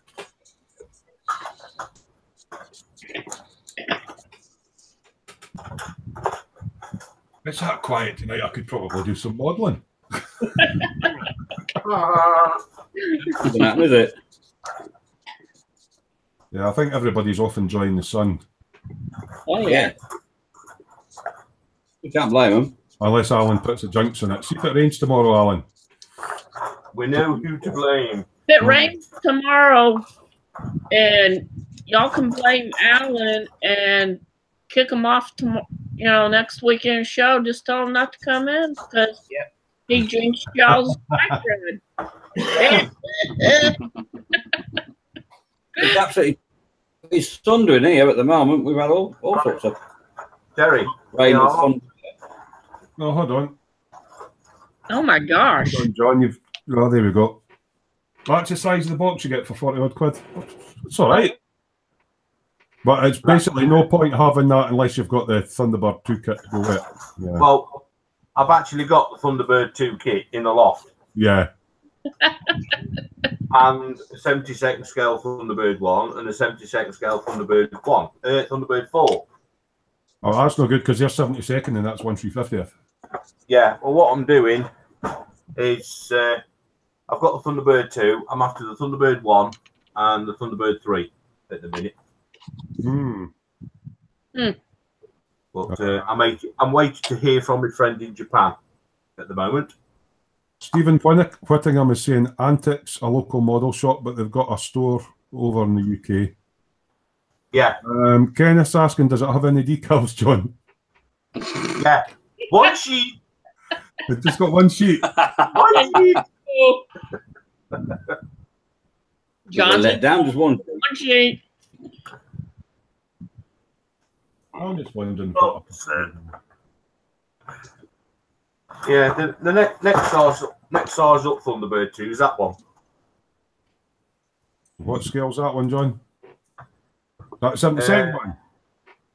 No. It's not got a size. It's one of the IMI ones. All right, okay. They do three sizes basically. They do the 1/350th, this one, and the big one that's about 18 inches long. Alan's asking, what have you missed? You've missed a full Thunderbirds 2 1/350 scale sort of base thing. Yeah. But what I shall do, so I've got to go up in the loft, have a sort out. I'll see if I can dig the other Thunderbirds out, and I'll try and get them on for next week. It's quite interesting that they're available now. JS Idaho's saying, did the Thunderbirds start in the late 60s or early 70s? I thought it was the 60s. 60s. Yeah. Yeah, 60s. Because it was all around about the same time, Thunderbirds, Captain Scarlet and all right. It was all the Super Mario Nation, all the puppets. Yeah. Yeah. Yeah, that's it. Captain Scarlet, this is the voice of the Mr. Ons. And what else did we have? Captain Scarlet, Thunderbirds, Joe 90. Oh, Joe 90, yeah. Stingray. Fireball XL5. No, that was before. Fireball XL5 was the oldest one, mate. It was the first one. Yeah, supercar and stuff as well. Alan was saying Captain Scarlet was 1969. My boiled evil, that was. Kenneth would love to do Lady Penelope's car. Yeah. You can actually get it. Alan's just mentioned UFO. Now, I know that you've got wee resin things in UFO. Yeah, there's a few UFO kits out there as well. Let me see if I can find the other one. I know what you're on about. It's on the one with the big sort of torpedo in the front, the big. Yeah, that's what I'm looking for. Hang on. It's on Forces TV now. I think it's Wednesday night or Thursday night. It's on. Oh, you're saying they're rerunning the series, aye? It's probably really tacky. Yeah. Right. These are like hen's teeth. What, so you go like cluck cluck, and the egg comes out, and then. Alan said if John has a UFO, he's going to get robbed. The resin, the ones he's got, Alan. That's the Interceptor. The Interceptor, yeah. Right, you get white metal undercarriage. I'm just going to answer Kenneth's question quickly. As you said, is it Lady Penelope's car or something else? It's Thunderbird 6, Kenneth. It's Lady Penelope's pink Rolls Royce. Basically, you get that. Yeah, well, the photo etch and everything. Wow. I want it. I want it. You'll have a job getting one of these. You'll have a job to get one of these. I know. Right. Yes, Amazon's got a Haynes Thunderbirds technical manual. Oh, look at I've already got it. You get the thing. Cracking. Alan's saying, sorry, John, you're getting robbed. Yeah, we've all threatened to go down and look and see if his bike's join the queue, mate. What are those? Oh my gosh. Is that wee thruster bells? Yeah, fit on the back there. All right. Oh, wow. Oh, don't talk about thruster bells. Oh. Right. No, we're getting Dad going now. We're talking about thruster bells. And, it's like that's the kit. Yeah. Right. And I've got this one as well. Oh my gosh. Oh, the Shadow Wheel. Oh, that's cool. Man. John, do you live in a model shop at all? Well, see, I haven't got a stash. I've got a model shop up in the loft. The door to the back of John is his kitchen. The door to his right is actually a modelling warehouse, and the door to his left is his back door. Yeah. Oh God, look at that. That one's the same. You know, a shadow mobile. Memories. You know. Oh wow. Midnight stash raid. Yeah. The problem with a lot of this stuff that John's got sort of stashed away is it's no longer available. Yeah. The thing is, it is available if you're John. He's like Mr. Ben. The shopkeeper appears, he walks through the door and he's into like some 1970s model shop, just takes it off the shelf. Yeah. The good thing about that, John, with it being resin is you know how to cast resin, but you couldn't do all the photo etch stuff. Well, that's it. You either get the photo etch grill for the top. Mm. Oh my gosh. So, what the plans are is to cast. Send it to Dave. That was the plan. To cast 2 more of those and then alter them. So I've got the one with the gun on the top, which is one that had a turret top. How many are you going to cast, John? Was that 30? 3. Yeah. That would become the Canary 121. Yeah. Smoo Industries Thunderbirds. Yeah. Available from John's house. We'll give you the address. We'll tell you when he's not in as well. When he yeah, the address in the comments. Yes. But Alan's saying, "Hey, I live near Blackpool. I know people." Yeah. Yeah. JS Idaho's saying the same. Midnight stash raid. Alan's pants are damp, but yeah. We'll go there. He said he sharing would that, Alan. pay for a cast. I don't think the problem is doing the cast because John's done a lot of casting. You wouldn't be able to get the photo etch stuff. You would need to cast photo etch, wouldn't you? Really? The only photo etch in it is the screen on the Shadow Mobile. The other stuff's white metal. So you could cast that in resin.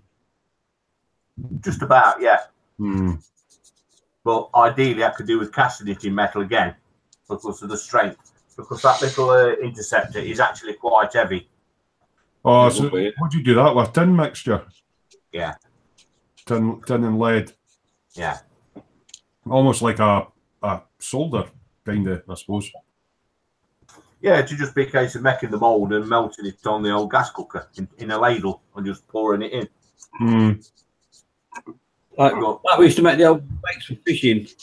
That's it. Exactly the same technique. I used to do that with lead. I used to save up. Well, when I worked as a mechanic, when we were balancing wheels, before it was all non-lead substitutes.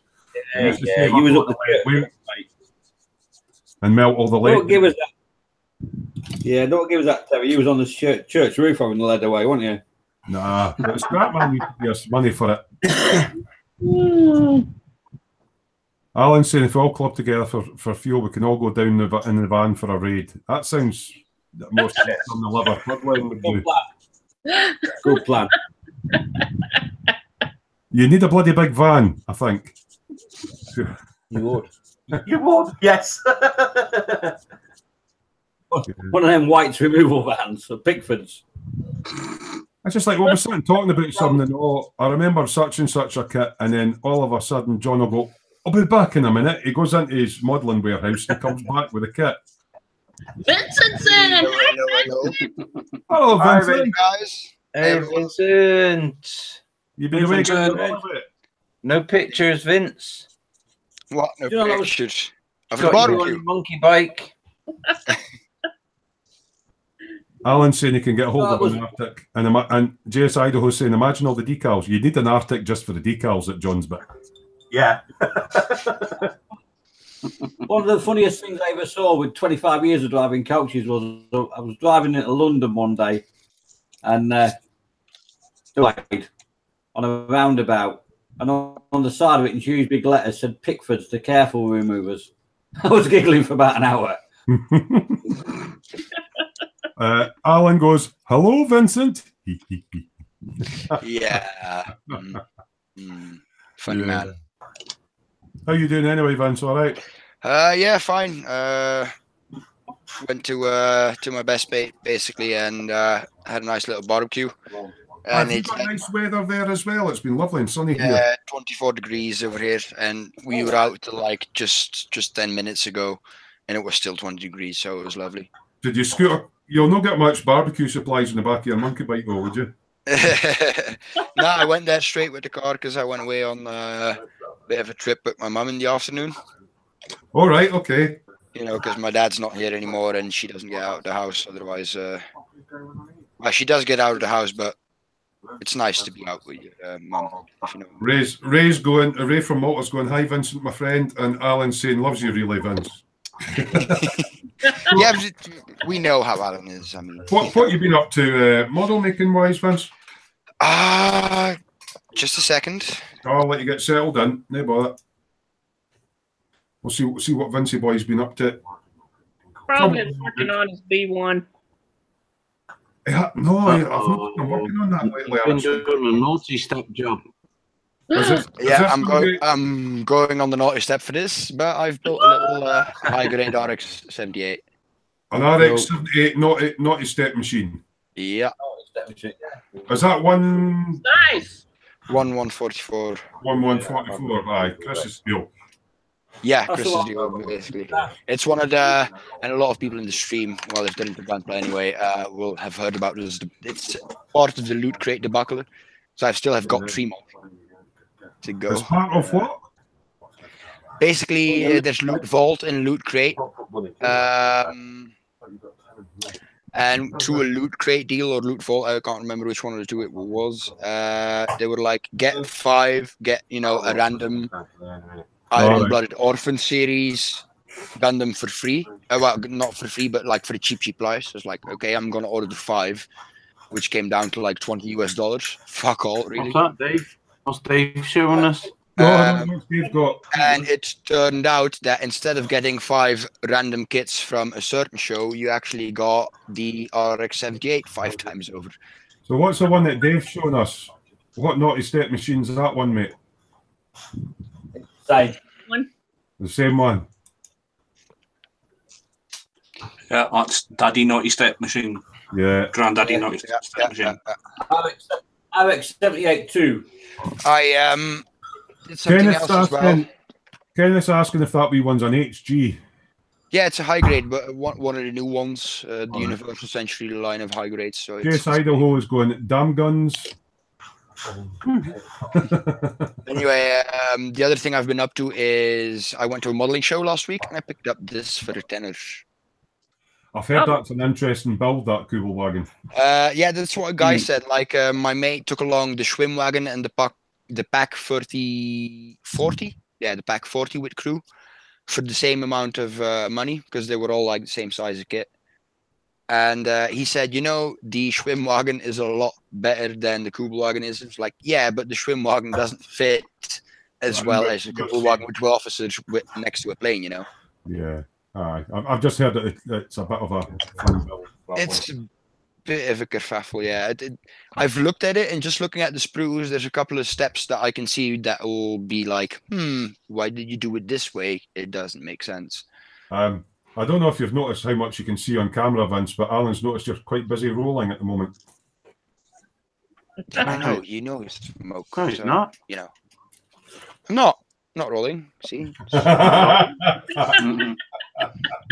was the other thing? I can't find the box at the moment. Oh wait, no, found it.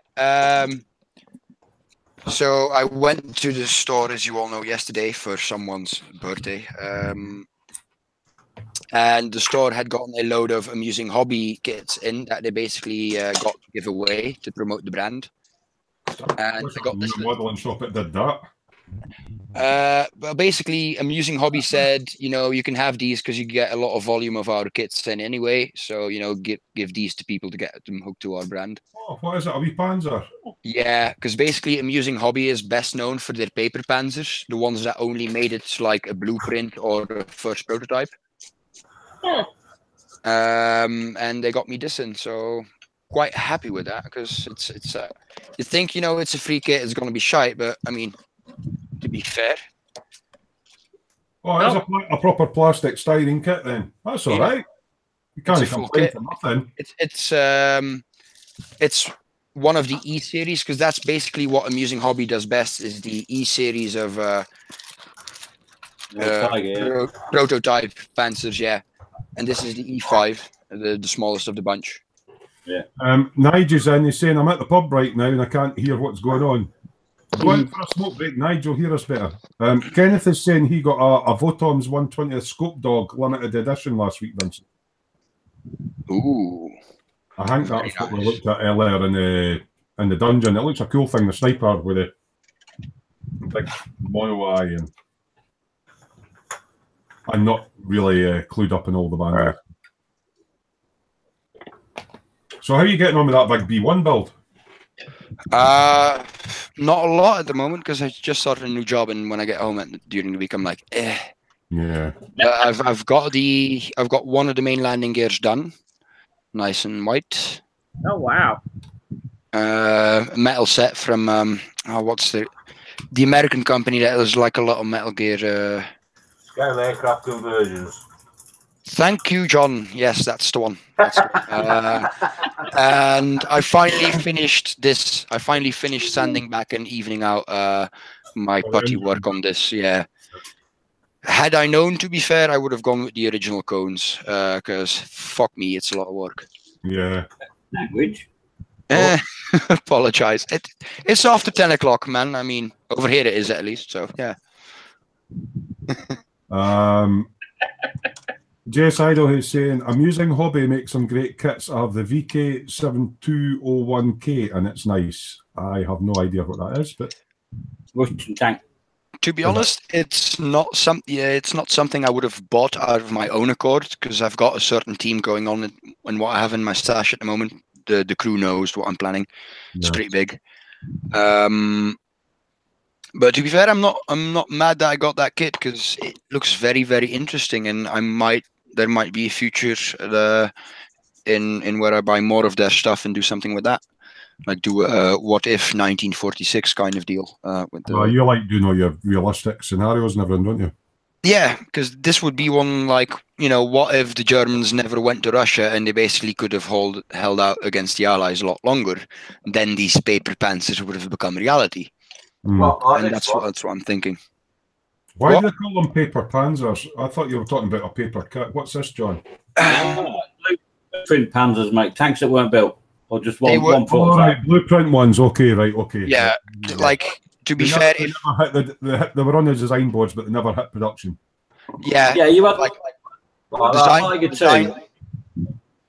Yeah, and then from the King Tide, they developed the E75, the E100, and the Mouse.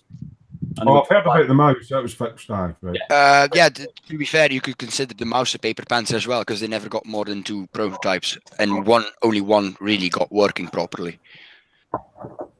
But yeah, it's mostly like it was either only a blueprint, or it got to like the wooden mock-up, or 1 or 2 prototype stage, but not beyond that.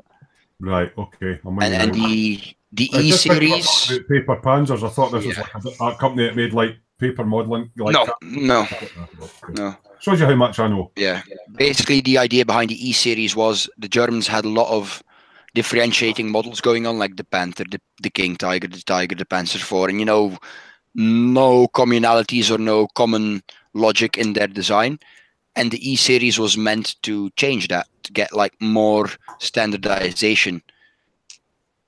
Like, it never came to anything. Yeah, it never came to anything, but the idea was like a light Panzer and a medium Panzer, there would be differences, but the design philosophy and the skill set needed to produce them would be quite similar. Like similar running gear and stuff, and they just put different platforms on it.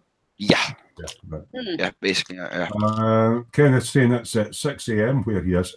Jared saying, Vincent, what wooden ships did you build, and do you think you'll ever build another one? I've built mostly brigs, so little one masters. The Italian brand Mantua. People who've built modern wooden ships will know of it. They're also well known for doing that really, really, really big Titanic kit, completely in wood. I know Dave's done a lot of ships. Have you done any wooden kits, Dave?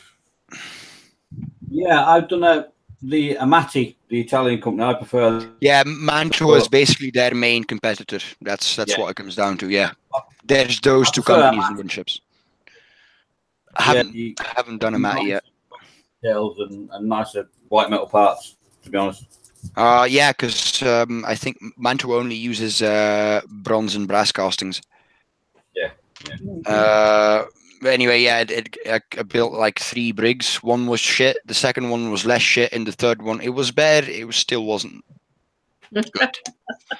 The really nice ones to build, Vincent, are the Amati ones, of the racing yachts, the America's Cup yachts, the Endeavour. Doesn't interest me.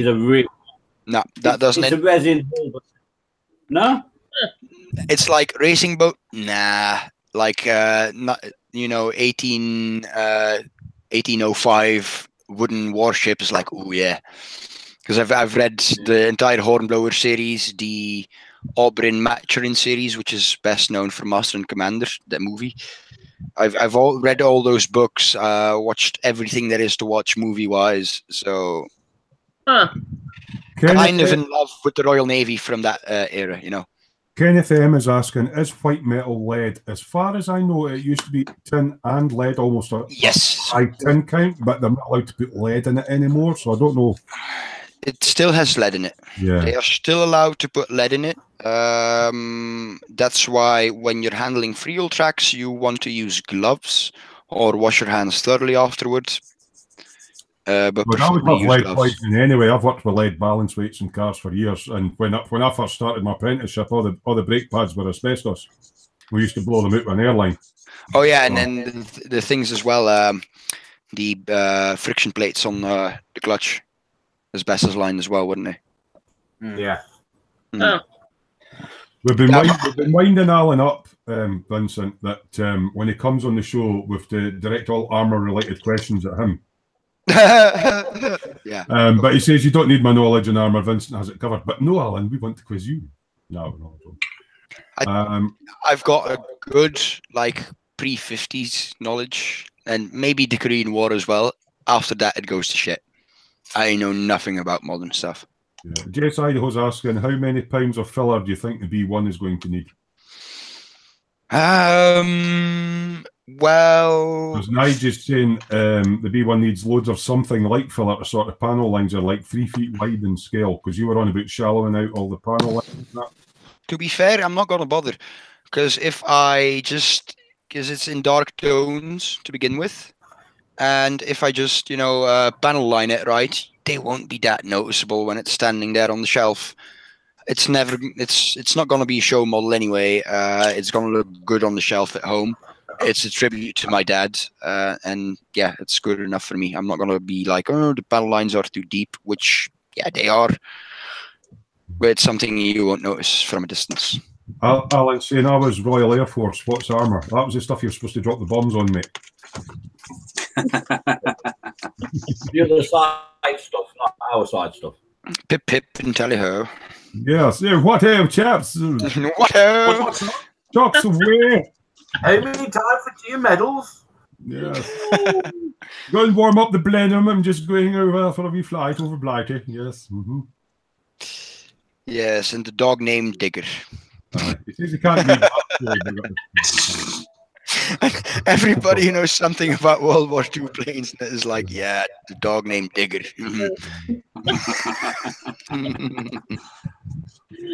For politically correct reasons. Yeah. Yeah.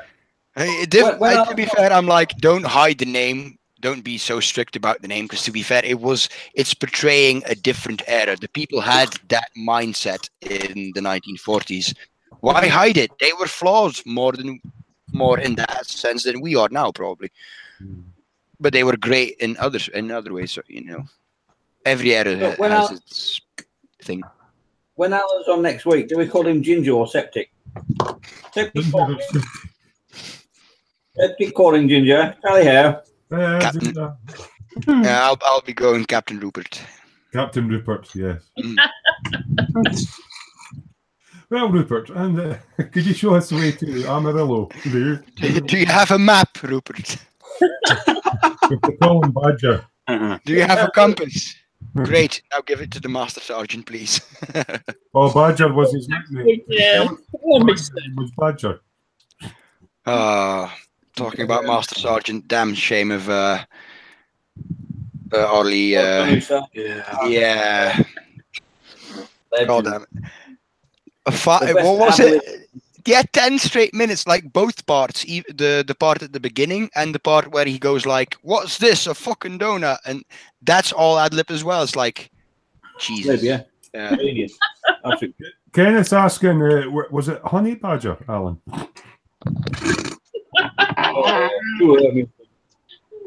Who are matron? Oh yes, yes. I was in the RAF. I was a Honey Badger. Oh dear, the chat's just gone like, yeah. Well, yeah, look for any questions for you guys in the chat to keep it going a bit. But yeah, you know how we tend to go off at tangents. We've dipped slightly into the 60s and the 70s with the Thunderbirds and things like that. We've not quite got into Sally James and Tiswas and all that yet. We've not had to dig that out yet. I would like to. There you go. Sally James. Yes, quite good dreams. White t-shirt. Alan said, my shift for next week has changed, so will you not be able to come in next week then, Alan? Wind up. It's wind up.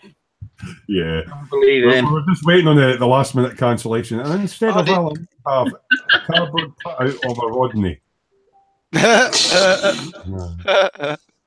Kenneth doesn't understand the dog named Digger. Would somebody explain the dog named Digger to him? Which film was it? Change the dig to an N. Yeah, basically in the movie Dam Busters, the leader of the squadron has a dog, but it's a 1940s movie. It's a black Labrador, and in the 1940s they didn't give a shit about political correctness. So the dog named Digger was actually yeah.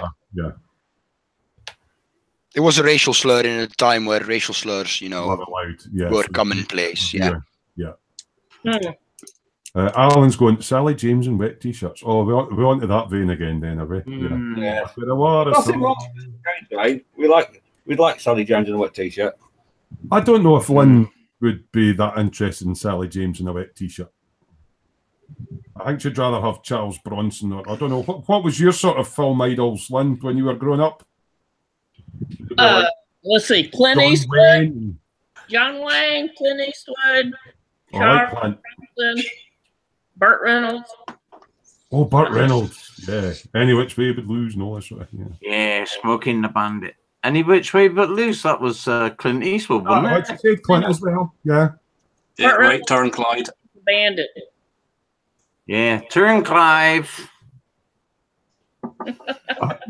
That must be a Star Wars reference, Kenneth. I don't quite get that, but yeah, I think you're on the right thing. Oh, yeah. Sticking his arm out the window, punching people off bikes and stuff. Yeah. Oh, right, Turn Clyde. And Every Which Way But Loose with Clint Eastwood. Yeah, I love that. Orangutan. And whenever somebody did something, he'd always tell Clyde, right turn, and Clyde would go, boom. Yeah, they're all saying that in the chat. Right turn, Clyde. Chase Idaho said he was able to meet Gunny Ermey about 15 years ago. What a cool, funny guy. Was that the one that was in Full Metal Jacket that passed away recently? Yeah. Oh, that was a brilliant film. Yeah. And I think a lot of memory them lines. A lot of the things he did in that, I think, were ad lib. Yeah, they were. Yeah. Every, like, there's the opening scene when he basically tears down the new recruits, breaks them. And then there's the second scene where he comes in and inspects everyone and inspects their cupboard. Yeah. Oh my God, what's this? A donut? Yeah. Where did you get this donut? It'd be quite easy to ad lib that if you've had a really bad sergeant major that was. He was a drill sergeant. He was in Nam as a gunnery sergeant, and then he went on to be a drill sergeant as well. Yeah, that's what Alan's just backing up. He was a real life drill instructor. Jared's actually got a modelling related question. He was the consultant for Full Metal Jacket, and when they were doing that scene with the original actor. He basically said, "Fuck off." And they said, "You do it then," and that's how he became his started his. Right, okay. So he was there for advice, and nobody could get right, and he went on and said, "I'll show you how it's done." Yeah. He was a major advisor at like most Vietnam movies, to be fair. Right, I've got a serious modelling question in between all the fun. Jared is asking. Now I haven't used this, but I think the answer is yes. Can he brush on AK heavy chipping fluid? Yes. I think the answer is yes, isn't it? Yes. Yeah. Absolutely. It's just like using hairspray or whatever. Yeah. Brush it on. It's a chipping medium. It's a very reliable chipping medium. I've used it quite often. It's very good. I think the thing with that is brush it on, let it dry, get your next coat on, and don't let the next coat cure. Get in with your chipping. Yeah, don't let it dry. Let it dry, but don't let it. Don't let it cure. Yeah, you want to go in like an hour later, 2 hours later, not the day after. Chipping fluid on, top coat on, get half an hour to go off, and then start your chipping. Don't leave it overnight, or you'll have problems chipping it the next day. Let me just see. It will come off, but it just take a while. Yeah, it kind of keeps the layers fluid, but not fully cured, so you can still clean it off. And as soon as the water goes on, it reactivates the stuff underneath. It's the same idea as using hairspray. The water soaks through the paint that's not cured into the layer below and allows the top layer to come off. It's kind of how it works. Yes, Ida Hussein also played a DI in an earlier film called The Boys from Company C. And he was the main advisor on Platoon, I believe. I think so. Yeah. Kenneth is saying he liked that bloke. He died last week, I think, Kenneth. There was the usual Facebook thing went up. Sergeant, what did you call him? Just gonna screen share this one in regards to that question about chipping fluid. Like this is the result I got with chipping fluid. Like late war Japanese plane with anime related markings. But yeah, I went for because they basically painted the planes without any primer, so it basically flew off the moment they started the engine. But it's really, really good, really reliable stuff. It's if you're like, if you can afford it, go for it. If you're not on a budget, otherwise, yeah, okay, chip it. Hairspray is cheaper. That's what I use for chipping my tanks. Yeah, but in my opinion, that's hit and miss. While something like AK's chipping fluid will be good every time. 2 coats of that, top coat on. Never had a problem with Hairspray, mate. Never had a problem with it. In fact, hang on. Yeah, I'll get my zero. Hang on. Yeah, to be fair, you use like, what did I use in my airbrush? Like 3-4 drops to just give it a coat of that stuff, and you know that takes away nothing because it's one of the big, like the weathering medium bottles. So there's quite a lot in there. Jace Idaho's asking, is that a George Vincent? Was that in reference to Kenneth's? It's the plane. Oh, yes, George. it's that a George. What was that, a George? Yeah, it is. It is. And it's got the markings from a Japanese manga. Basically, if people have seen Girls und Panzer, it's the same thing. It's the same thing, but with planes. They basically go to a school, and their extracurricular activity is hunting each other down in World War II planes. Yeah, it's weird, but it was a kit that was on sale with HLJs. It was like, I won't mind the markings. It just looks good. It's a good kit because it's a Hasegawa, and Hasegawa probably does the best when it comes to Japanese planes. And then when you look at the budget, because these will probably cost you about half of what to me it would cost. Alan's trying to say that hairspray's for my hair and not for the chipping. Use it to get rid of my helmet hair. Yeah. When it's a bit longer, but it's down to the wood for the summer. That's my extremely weathered. Oh wow! Zero. Did you use chipping stuff on that, mate? No, I used hairspray, mate. That's what I meant. Chipping stuff. Hairspray. Just hairspray. Back. It depends what you use to, Shit. No, you can't get that through an airbrush, Vincent. Really. Can if it's in it. I know. Could you can't hairspray? Could you decant it? Yes, you can. Yeah. Yes, yeah. Put your airbrush, yeah. Japanese planes, late Japanese planes, is you can go to town. Yeah, I know. They're beautiful for that. That's all. So like base layer of aluminium, and then your chipping layer, whatever your preferred medium is, and then your actual color, and just go to town. Yeah, they're lovely. No, awesome. I mean, look at wing roots. I just went mad on the wing roots. Yep. Yeah. I really would be getting in and out the plane and all that. And I went mad right behind the engine as well, like on the top of the engine cowling, where a lot of heat would accumulate. I just went completely to town like a flake in real life, that size easily, just chipping away because that's where heat would accumulate from the engine. And you've got the wind from the top. That much weather on a kamikaze plane because it's only like the footprints in. That's it. No, actually, the moment they would start the engine, paint would fly off because there's no primer.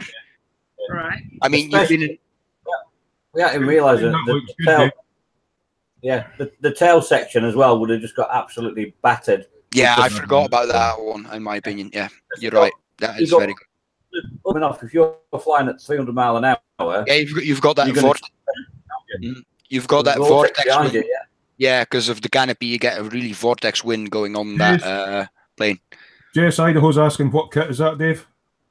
That's a Century 2000, an American company. Was that 132nd, 124th? 132nd. 132nd. Another modelling related question. Jared saying he's building a World War I tank. He was thinking about how I would weather unditching beam rails. Is that the beams on the top with all the logs on? Unditching beam. Maybe be one for some of the armor builders. Well, the way I would do it busty, and then just edge highlight it with a pencil. So painting it the colour of the tank and edge highlight it with a graphite pencil. I would do it like rusty. Oh, rusty. Hold on, Dave. Like, yeah, I was just grasping in the stack because Hang on, I have one somewhere. The rails on the top that they normally cut. Yeah, basically the kit that I built that I just showed was part of this series from Hasegawa, the Created Works one, related to that manga. Oh yeah. And I got it during the summer sale that they had for like €10, so with like another tenner in shipping. Got two kits for the price of one. Question just now, Vincent, for Jared about weathering the unditching beam rails on the World War I sort of male and female tanks. Yeah, just roast it. What did I do with it? What did you use, Dave? Roast it like mad. Yeah, roast it like mad. I used and rust it and then yeah. I used HK Dark Tracks. No, not HK. MIG Dark Tracks. Can't read the number. 067. Yeah. Used that for the metal parts, and then for the wood, I used a combination. And it's the AK set, but I think I've put it away already. No, there it is. I used the base of wood grain, the darkest tone in their wood set, and then went over that with basically the weathered wood one, the dark weathered wood one. Right, there's Scott holding up his World War I tank. Right, how did you do yours, Scott? If that's the rails he's talking about, I just did them a rust colour to look like something's been scraping over it, and I just went on the edges of it with a pencil, just to look like something more fresh. Shiny metal. I didn't do that because I did it as a German captured one. And basically my logic was it went to his first battle, it didn't use the unditching beam, so basically it would be covered in mud from splashing and whatnot, but it would not be wearing down the paint yet because it just got its German camouflage job. Right. But yeah. Kenneth's asking, has anyone used putty to make texturing? Is it hard to do? No, it's not. I've looked at the AK weathering putty, the texture one. They've got a specific one that actually dries like a casting texture for, like, you know, the cast hull Shermans and stuff like that. But I haven't used it. It looks really interesting and it looks easy to use from their tutorials. But then again, those are professional modelers doing it. So you're talking about texture and you're talking about Zimmerit. No.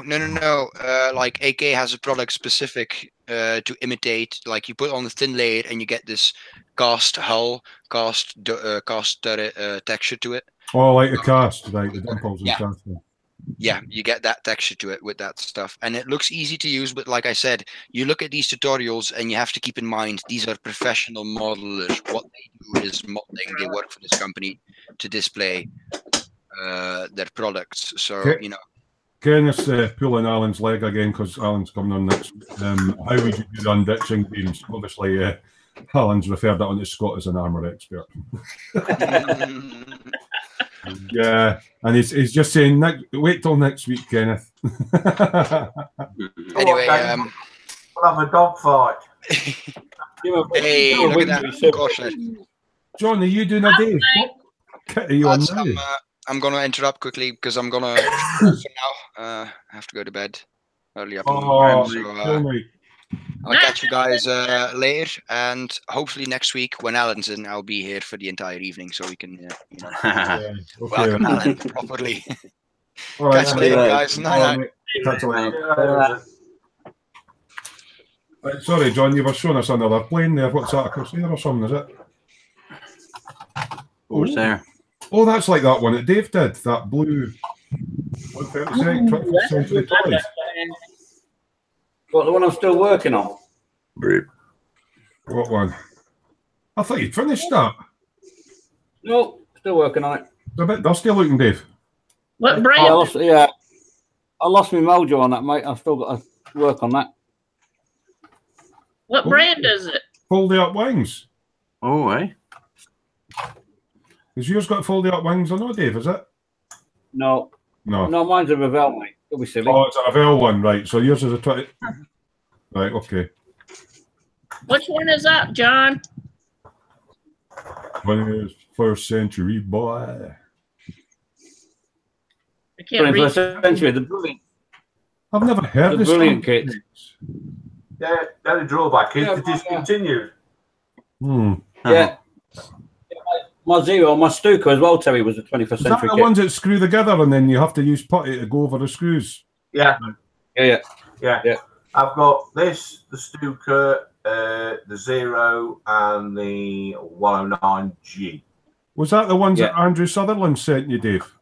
Yes. Yeah, they were, yeah, the Stuka and the Zero, yeah. Yeah. Fantastic. Yeah. You get a bag of them to put it together with. Yeah. Yeah, so they screw together instead of glue together. Yeah. Yeah, and they were really strange. They were really strange plastic as well, John, aren't they? Yeah. The thing is, look at the pilot figure, the detail on him. They're amazing. Is that a good sculpt? Is that right? Okay. Yeah, beautiful. Yeah. They were fantastic kits. I don't know why they stopped making them. Really. Yeah, they're brilliant. Lynn's saying she got to sit in a Corsair. You like the Corsairs, Lynn, don't you? Oh yeah. Have you got? Is that one of the ones that you've got for build? Have you got one for building or? I have. I've built about 5 of them, and well, they're kind of destroyed now. Yeah. Thanks to my ex-boyfriend. Yeah. But I have one in the stash. It's an old Revell one, and I'm looking at the. I really want to get the Tamiya 132nd one. The Revell one you've got in your stash, is that the one that Dave built then? Maybe. I don't know. I'd have to. Horrible kit. It's a 148 scale. Yeah. It's on par with the Huey. Is it? Oh. Yeah. Yeah. It's a 60s kit, shall we say? Yeah. Right, okay. I'd like to. Yeah. So, John, what was that brand again? The maker. 21st Century Toys. Oh, okay. All right, and they come up every now and again on eBay. Okay. Grab one. Grab them when they come up, Lynn. They're gorgeous. Yeah. Stephen Whittingham's asking, what's the weirdest kit anybody built from the normal builds? I haven't really built anything weird as yet. Weird as in the norm. Weird? Yeah, I've got lots. Class is weird. I know Kenneth does weird stuff like weird figures with boils and pustules and that. That's what I would call weird. But I don't know, weird kits like unusual tanks or Creature from the Black Lagoon is going to be the weirdest amount. Right. The old monogram kit. Probably my Centaur was probably the weirdest kit I ever built. Triumph Herald was mine. When they're talking weird, are you talking fantasy stuff, Stephen, or what do you mean by weird? As in fantasy, as in stuff, or just yeah. The next one's going to be the Ed Force one. Kenneth's asking, is that 21st Century Toys a good manufacturer, John, if you can get hold of them? John's gone. Oh, John's away. He'll be looking for something else. They were different, and they're very, very detailed. It's just they've got a strange way of you got a blank fill with putting in filler and that. The hard work, but they're very detailed. They're very nice to build. It's an unusual build method. Kenneth says he's built a foam pad filled with skewers with plastic bits in the end of them. Well done. That's like something that you go to a party. Oh, there's a sausage and a pickled onion and a bit of cheese. That'll do. Hey, we have a Brisbane viewer. Yeah, Johnny Blythe's in. Morning from Brisbane. Morning, Johnny. Morning, Johnny. That's a couple from over the pond now, isn't there? Yeah. Kenneth and Johnny. Kenneth's in Melbourne. Johnny's in Brisbane. Oh, here we go. We're talking about weird pits. There's John. Oh, yeah, creature from the Black Lagoon. I'm sure Colin's got one of them in his stash. Yeah. Yeah. It's the original one was an Aurora one, which was glow in the dark. Right. But when Monogram did it, you don't get the glow in the dark parts, which don't make no difference to me because I ain't doing them glow in the dark. Oh, Dave's coming up with some here. So, no, you carry on, John. It's a tree. On you go, John. Yeah.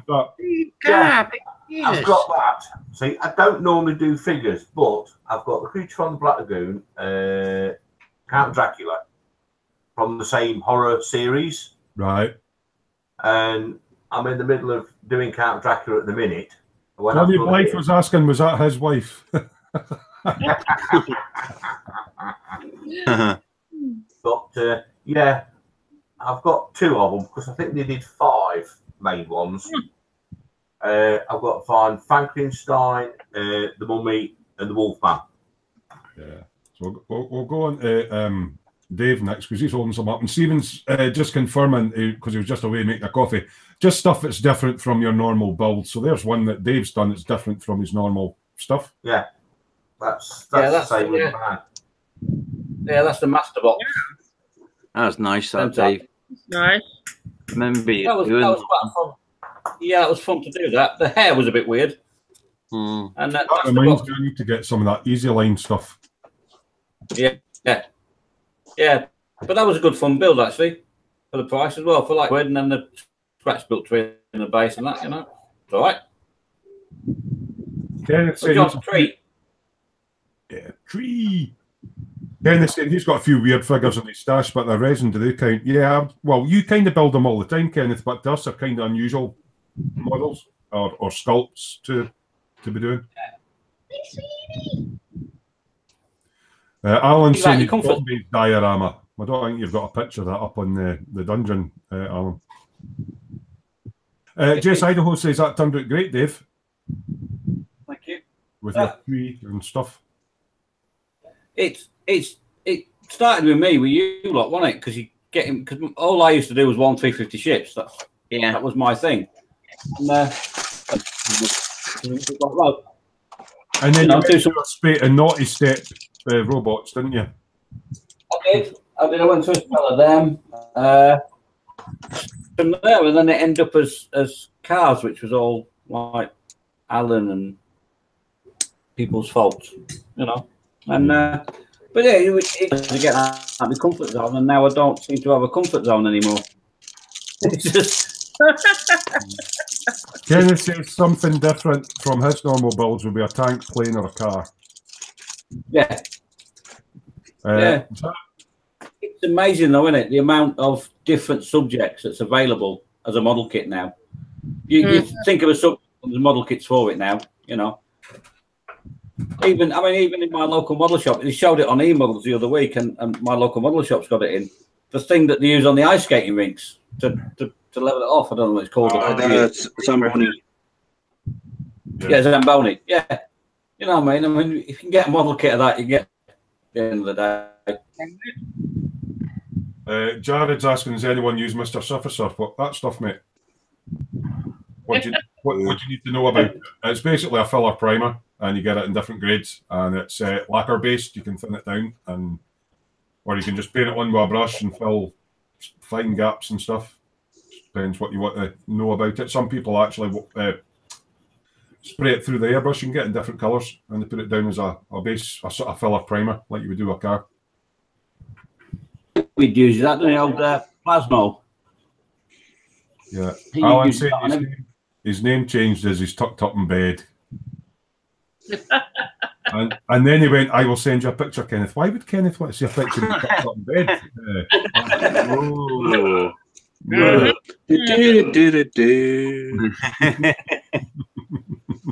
Pictures of Alan in bed. But yeah, Jared, if you let us know what you want to know about the Mr. Surfacer, yeah, I've got some and I've worked with it.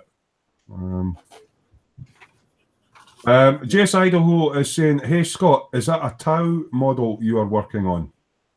A what model? Tau, T-A-U. No, it's a Space Marine Primus something or other. Interceptors. It's actually Space Marine. It's actually the first piece for my Warhammer 40,000 chess set that I'm going to make. Yeah, Scott is making his own chess set out of 40k stuff. Oh, wow.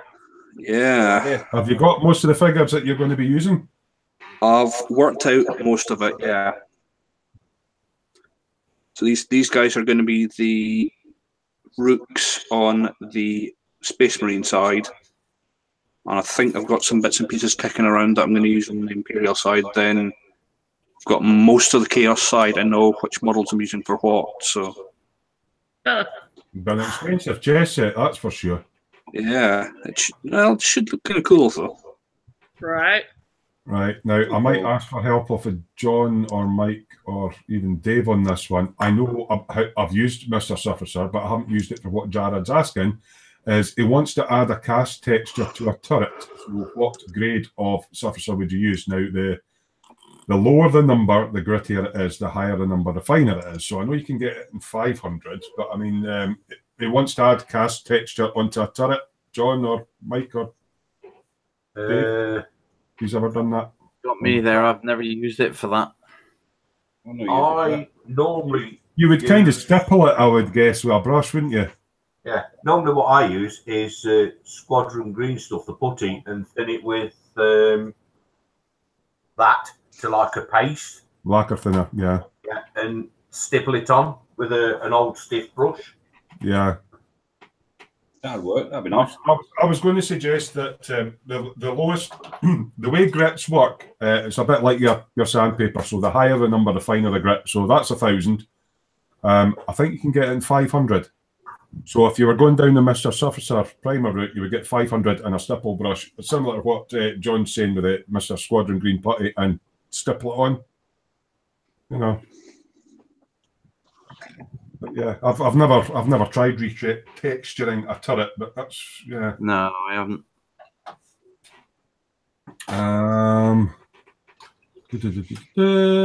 Alan says he'll send us a picture of him in bed, but didn't want to make you feel jealous. Spidey Q8's in. Evening, Spidey. That's Spidey. His phone didn't remind me you were going to be on, so I'm late to the party. Boo. Oh, well, there's still plenty of time to go. You must get the control, Mike. Oh. Oh, sorry, what's John? Oh, John's going to show us something here. Right, okay. Can you see the texture on the turret? Right, that is Squadron Green stuff. Thinned out. So you just thinned that out with lacquer thinners and then stippled it on? Yeah. Yeah. Basically the same technique as the Mr. Surfacer. I think Surfacer would be easier to work with because it's already dissolved. Yeah. Yeah. And the thing is, if you're doing it as well, right, if you're stippling, right, if it's too wet, it folds back on itself. Wait till it's gone tacky and then do it, as it's drying. Take all the high edges off and just leave the dimples. Yeah, you'll get a more cast texture than if you do it as it's going off. Spidey Q8 saying he's loving the Cat Festa. Festa's not very well tonight, so he hasn't managed to make it in, but he watches all these back, so we'll let him know that you're thinking about him, Spidey. He's also saying, hey, Lynn, good to see you're surviving amongst these nut jobs. I'm barely surviving these nut jobs. There was a message for Scott there. Kenneth M was saying Scott. Yeah, I saw that. Cheers, Kenneth. Yeah, if you need any Skitari. Another from Kenneth. I'm going to be using miniatures from a company called War Games Exclusive. If you want to go and have a look at them, I reckon you'll absolutely love the sculpts. There's a lot of nice stuff. Yeah, Spidey's saying, if he's in, I'm not hearing the "Cold blimey, governor, how's it doing? Fair down the apples a day and all that." Yeah, it's a terrible Cockney accent, but you know, it's like most of my accents are pretty bad and dire. Yep. And dire.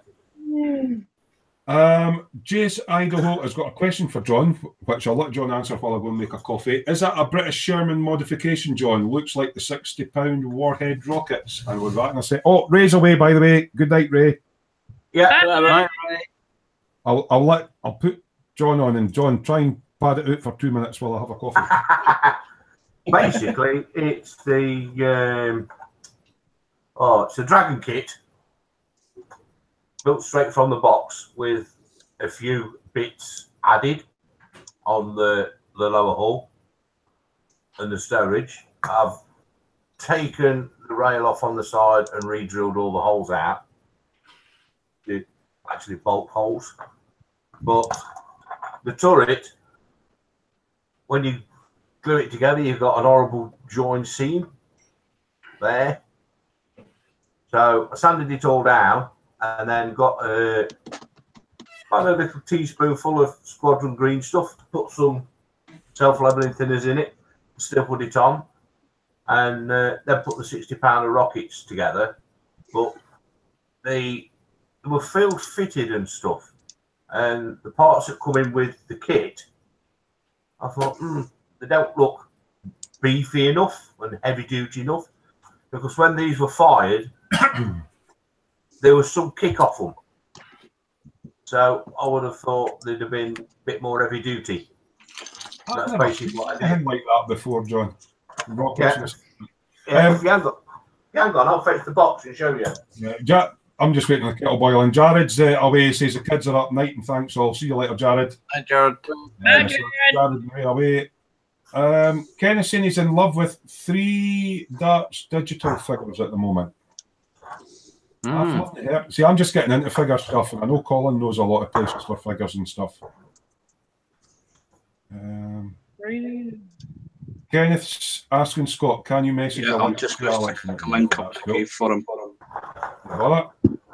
There's a box. I'll go make my coffee now. Oh, well, it actually comes with rockets on. Oh wow. Yeah. That's cool. It's the Dragon one.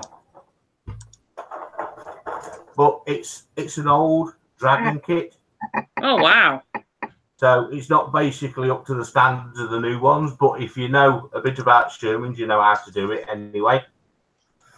But I've been hunting for this for ages because it's been discontinued. But if you buy their Mark V Firefly, the one with the 17-pounder gun on it, you actually get a set of rockets in with it. Yeah. But the downside to this kit is you get all this stuff that you don't use. Jeez. Oh my gosh. So you get, because you're using the late version bogies and stuff, you get all the early and the mid-production ones. But that's the kit. It's Dragon 6041. They are still knocking about out there. They do crop up from time to time on eBay. Did they do a lot of mods like that to the Shermans? Yeah. Yeah. I've not built a Sherman. I have got one here. That's going to be part of a dial that I'm building. Wow. That's a good kit. Yeah. I think it's well, I've got that. The different versions had different hulls in the front. Mine is a one piece. I've got that kit because that's basically the same tank as in Fury. Yeah. Because I'm modelling. The other Sherman that's in the window is the one I'm doing as Fury as well. Because I've got an M26. Tommy, M26. I'm going to have towing it. I've not got the trailer for it. But this is one of two. This will be the tank in front, and I'm having a Mark V Fly-Fi with the 17-pounder gun behind, with the rockets on as well. All right. I've seen a brilliant photograph on. It's been knocking about on Google and stuff. The platoon of tanks all lined up, taking a German gun emplacement out. So I take it this is all late war mods, though. That yeah, the bolt tanks on the tanks. No, can I just interrupt a minute? Just while Tommy's in the room, Kenneth is saying hi to Tommy. Well, Tommy's just bought his tablet, and I don't know if you can see this. Right, this is the view from Tommy's window. It's raining and thunder in here. Mm-hmm. He's managed to catch something on his tablet out of his bedroom window. Is that lightning strike? That's lightning strike. Oh, wow. Yeah, what? Ooh, wow. Managed to lightning strike. Tablet. Yeah. Well done, Tommy. Bedroom window. That's cool. That's a lightning strike. Oh, great job. You'll see. Wow. Clever lad, Tommy. He wants to put that on YouTube. Yeah, lightning strike. I need to stick that up. Did you see that then? Yeah. I don't know how you can do it on a tablet. It was a proper lightning strike, and he caught it perfectly. Can you not plug a tablet into a PC? Can you plug a tablet into the PC and pull the file off it? I don't know. I'll have to have a look at that. I'll see if I can do that.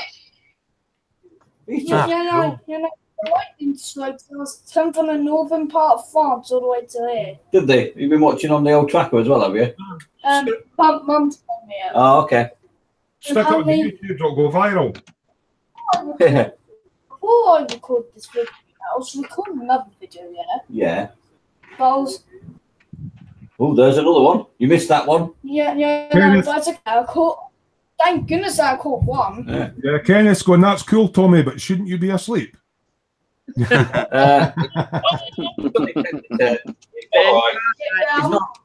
at school tomorrow. It's no school. Right, go on then. Really good. We'll see you later. All right. We are playing this. Tommy. See you later, Tommy. This is really cool. It's going to scare me. He's going to go and play Roblox. I'm going to play Roblox Horror Mansion. Horror Mansion. Go on then. We're going back to text again. Kenneth was saying he's going to use Tammy basic putty and dab it on until he got the texture. He did a test and it looks pretty good. Yeah. As long as you're stippling it. Yeah. And you get a better textured effect if you leave it till it's almost dry as well.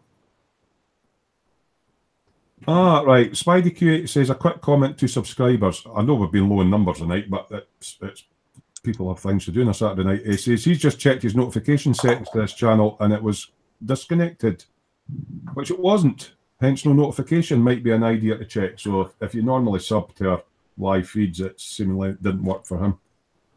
Yeah, I had to send him out of the room because he doesn't know.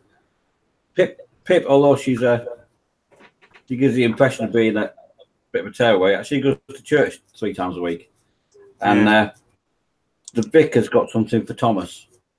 She's lovely. Oh, vicar's lovely. She was given a telescope, so she's giving it to Pip. Yeah. Oh, right. Wow. Because he likes what he's getting a telescope. Yeah, but he doesn't know about it yet. That's why I just had to send him out. Wow. Don't tell him. I'll come over and show him how to use it. Oh, do you stargaze as well, then? I'm an amateur astronomer, and I have a Celestron 9 1/4 telescope. Oh. I've got a telescope as well. I thought you were going to say you were an astronaut, Lynn, and you've only come on the planet for a short time. Didn't the police come and take your telescope away, though, Linford? Yeah, Dave's asking, did the police not take your telescope away, Lynn? No. For peeping. I gotta be able to spy on y'all somehow. Yeah.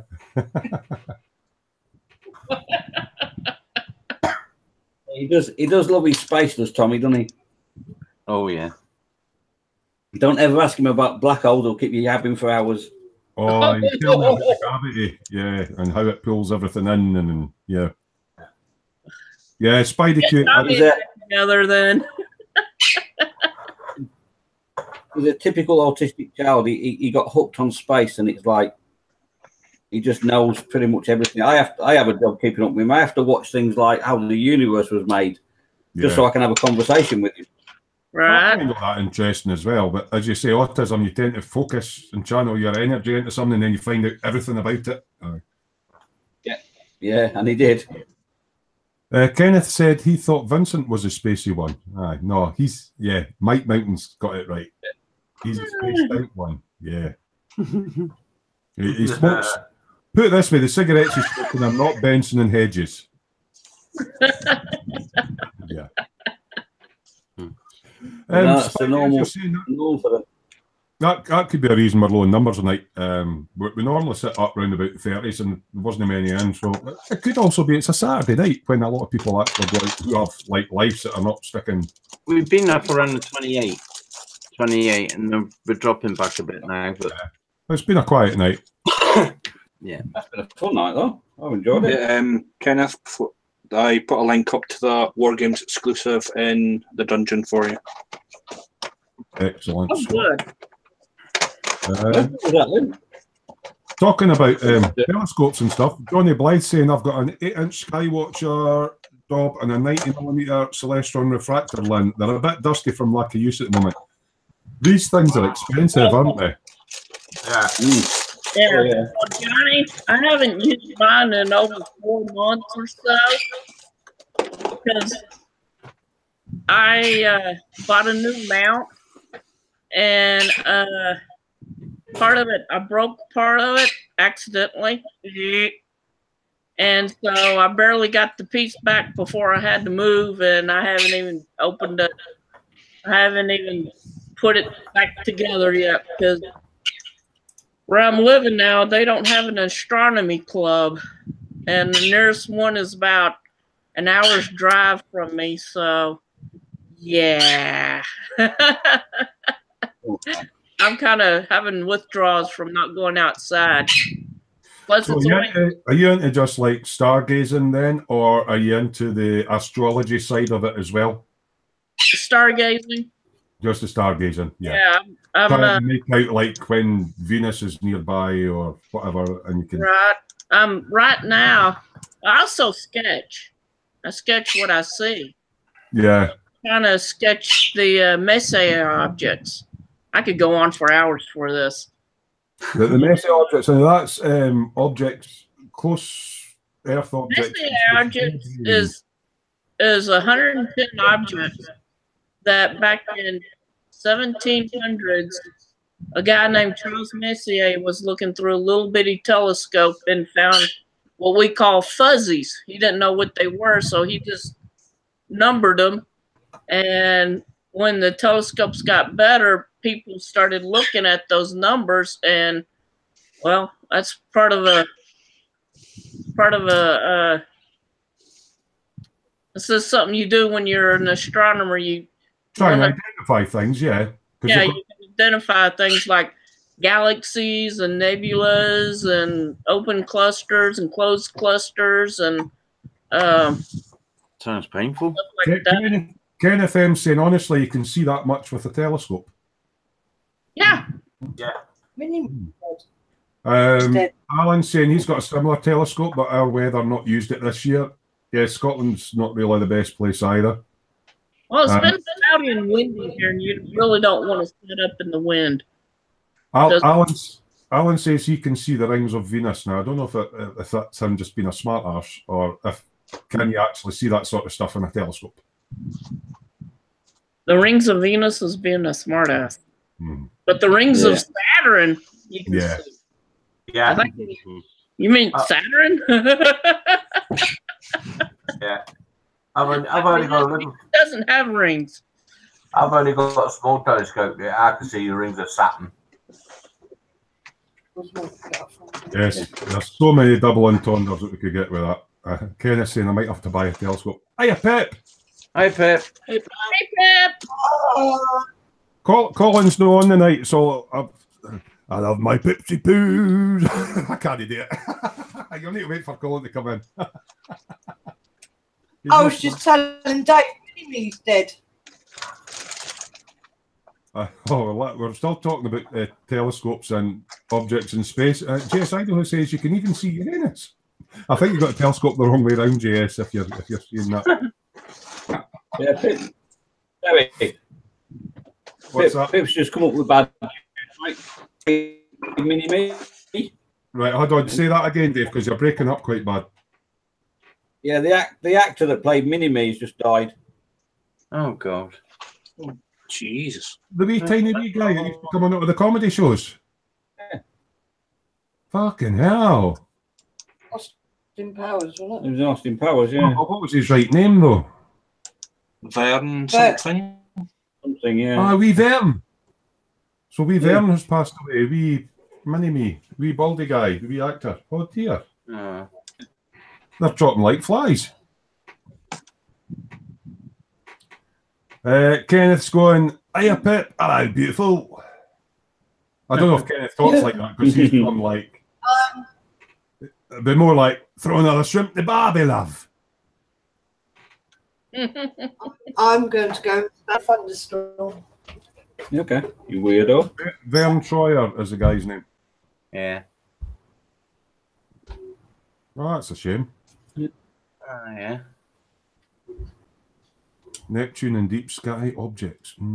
Yeah, I've always been interested in space and that. I've just never really looked at getting a telescope because they're bloody expensive. And the weather in Scotland, you need a really clear night. Right.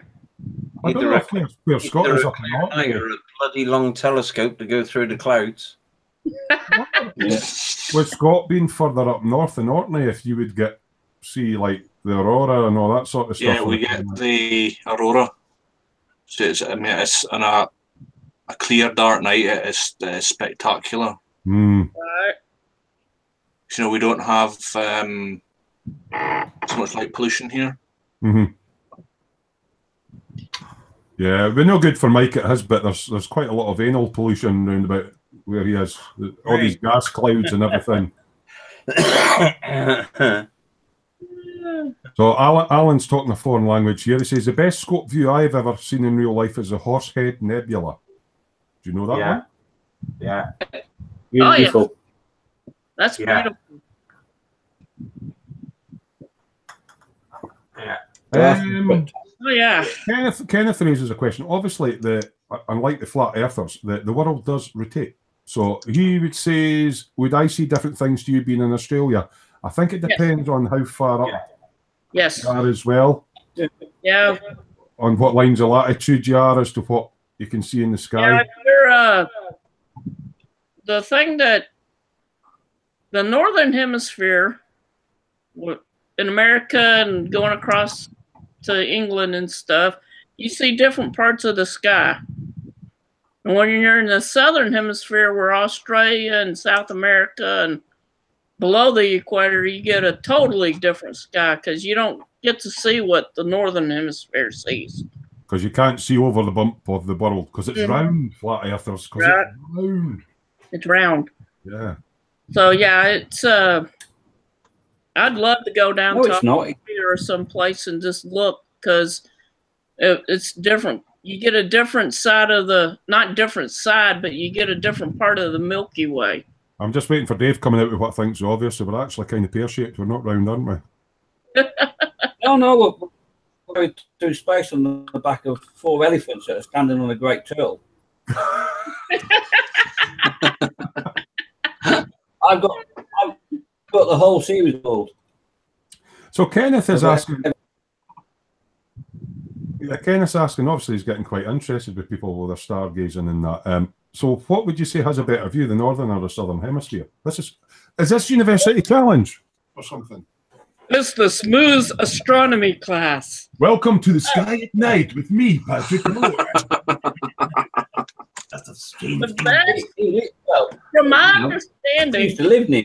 Yeah. My understanding, around the 30th parallel, that's the best viewing in North America.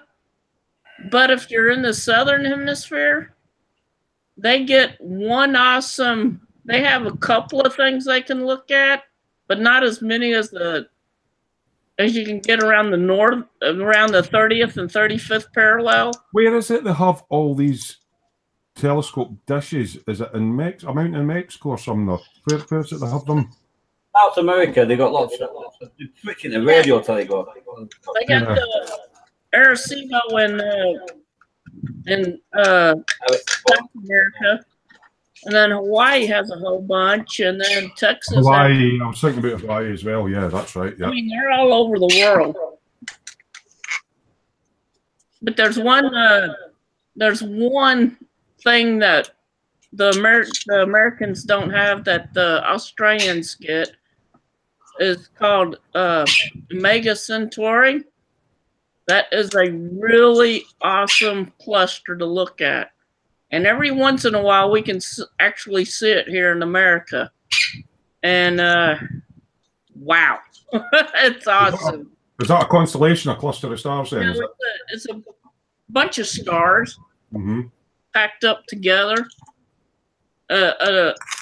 Open cluster is a bunch of stars that has they look like it has a center to it, but it's a bunch of stars packed together. Right. That looks open. And a globular cluster, which is a closed cluster, it looks like a fuzzy with a whole bunch of stars around it. So they're all stars.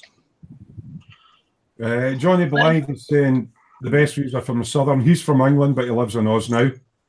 Ah. JS Idaho's called me Carl Smoo Sagan. I don't know who Carl Sagan is. Alan's saying Peru. Johnny Blythe saying Chile and Bolivia and that for all the radio telescopes. Yeah.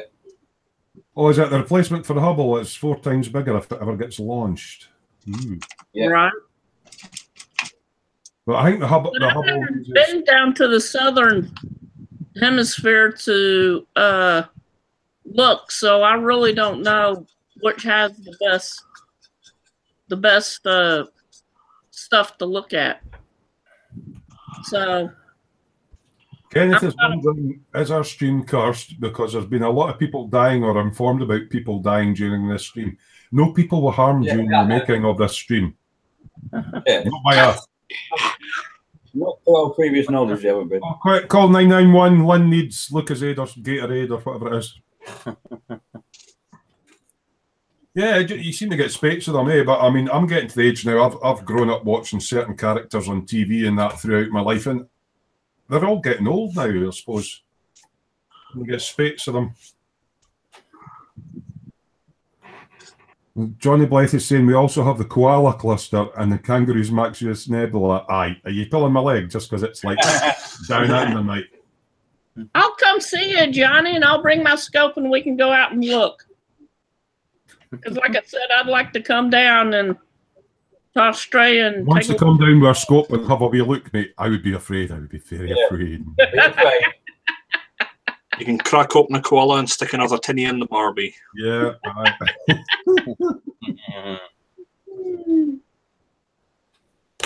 It's strange how the conversation goes. I've just found out tonight that we've got 2 stargazers in our midst. I didn't know Lynn was into it, and I didn't know John was into it as well. But John's one is secreted inside his leg, you see. So he goes out for a walk and he goes, oh, this looks like a good spot for some stargazing. He undoes it and like some James Bond presses a button on the heel. This big fucking telescope comes out and he starts, oh!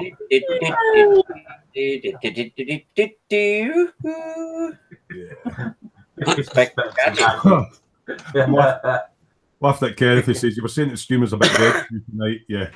Maybe all of... No. Don't say things like that. No. I'm not going to say it. Alan says his neighbours think he's mad getting his scope out at 4 AM. But yeah, you shouldn't be looking in a bedroom windows, Alan. Alan, we've had this discussion about you getting your scope out at 4 AM. Yeah.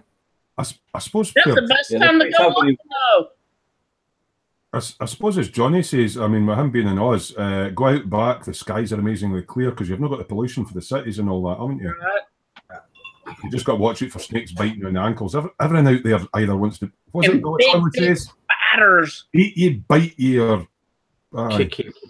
Yeah, Australia is full of bitey, stingy, scratchy, eaty, killy things. They want to kill you. Kenneth was saying he was thinking that... The continent is designed to kill you in the most gruesome, painful way possible. Yeah. Kenneth was the only things in Australia that aren't trying to kill you are some of the sheep. Some of the sheep. Yeah, some of the sheep. Yeah. Kenneth was thinking that when they were talking about Rob and John that would wait till he was legless. Was that true drink, or is he just taking his leg off for the night? Yeah, and street lights make it hard. All sort of artificial illumination make it harder to stargaze, I suppose. Yeah, we've actually just gotten I don't know, about 18 months ago, got new street lighting here, just in the village where I stay, and I can just step out my back door with the lights off, and the view of the sky is just amazing. Alan saying he's been out in the desert in Egypt with a telescope. That was amazing. Well, that would be quite cool. Quite cold at night as well, I would guess, Alan. I went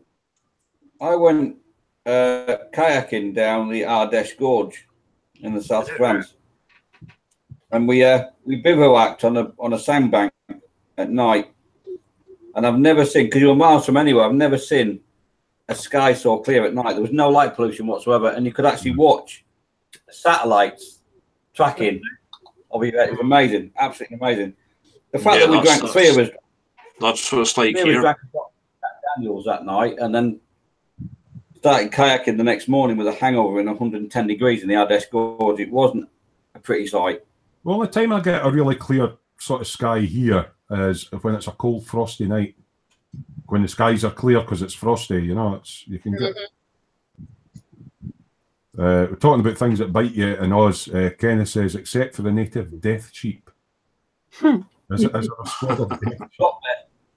Drop bears you got to watch for, though, haven't you? What's up? Drop bears.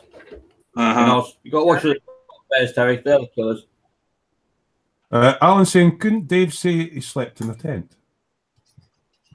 He just slept on a sandbank in a sleeping bag. A bivvy's a sleeping bag. You should know that. You're a Rupert. Oh, no, they don't sleep in sleeping bags. No, mate. Yeah, they sleep in hotels, mate, and then come back in the morning. Yeah, after RAF. Back to the hotel. Yeah, back to the hotel. You're not. You need to be infantry. Rupert. Johnny Blythe saying drop bears and toe peckers. Yes, toe peckers and drop bear. Killers, mate. Deadly. What the fuck's a toe pecker? Don't get eh? What's a toe pecker? Bear?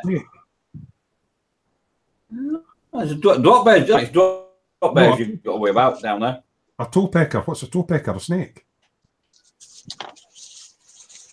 It's like a woodpecker, but for toes.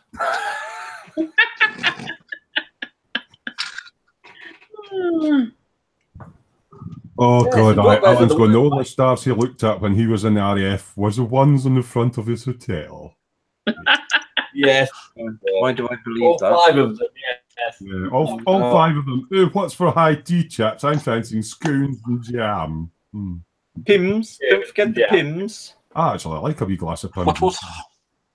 Pims is bloody awful. Oh no, it's nice. Pims and lemonade. Bloody awful. A wee bit of vodka in it to spice it up a bit, though.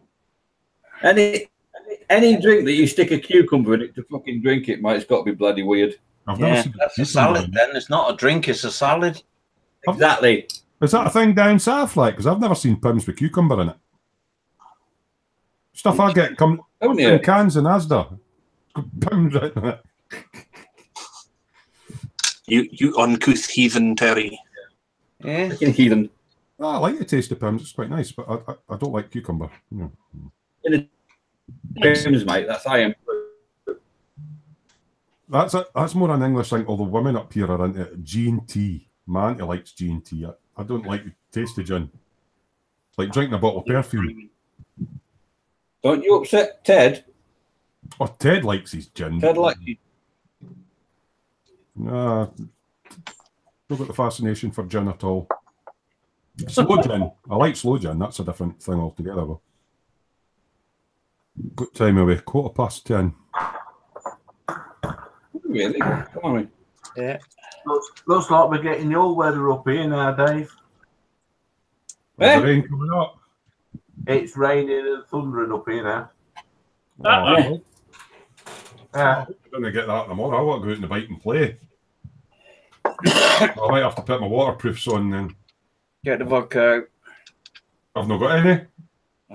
No drinking tonight. I thought I'll stay sober, and then if it's a nice day tomorrow, I'll get out and play on the bike. Because I'll not ride the bike the day after if I've had a drink the day before. It's just no worth it. Pretty wise. Vintage wine with one's meal. I worked in a wine shop, Peter Dominic's, and I got to taste quite a lot of vintage wines. And to be quite honest, I would rather have some of the New World wines than a vintage. Don't like all the heavy tannin and yuck. Vintage wine with one's cheese and crackers.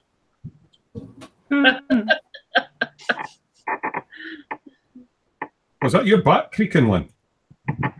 That's a chair about ready to collapse in. I think my chair's breaking. About to go. Snapped again while I was sitting here, and I feel like I'm falling into a hole. So, well, we'll just keep the camera focused on you, and then suddenly we'll hear a big crack and a bang, and Lynn will disappear, and we'll get flesh stones again up in the air. American English Skill Motors says, where is Neil Harris, aka Pac-Man? Neil Harris is no longer a member of this group, and he hasn't been for quite a while. That's all I'm going to say. Yeah, I think we're kind of getting to the end of the night anyway. Don't you agree, folks? Is that Ted's chair, Lynn? Kenneth's asking. Yeah. Ted still sat on it. One will just start going a bit like this, you know, a bit like, oh, where's Ted gone? Help! Yeah, I think we're going to wrap it up for the night because it's been quite a quiet night anyway. Says he put his chair back up. And we've been missing Colin because Colin's usually quite good for a bit of banter as well.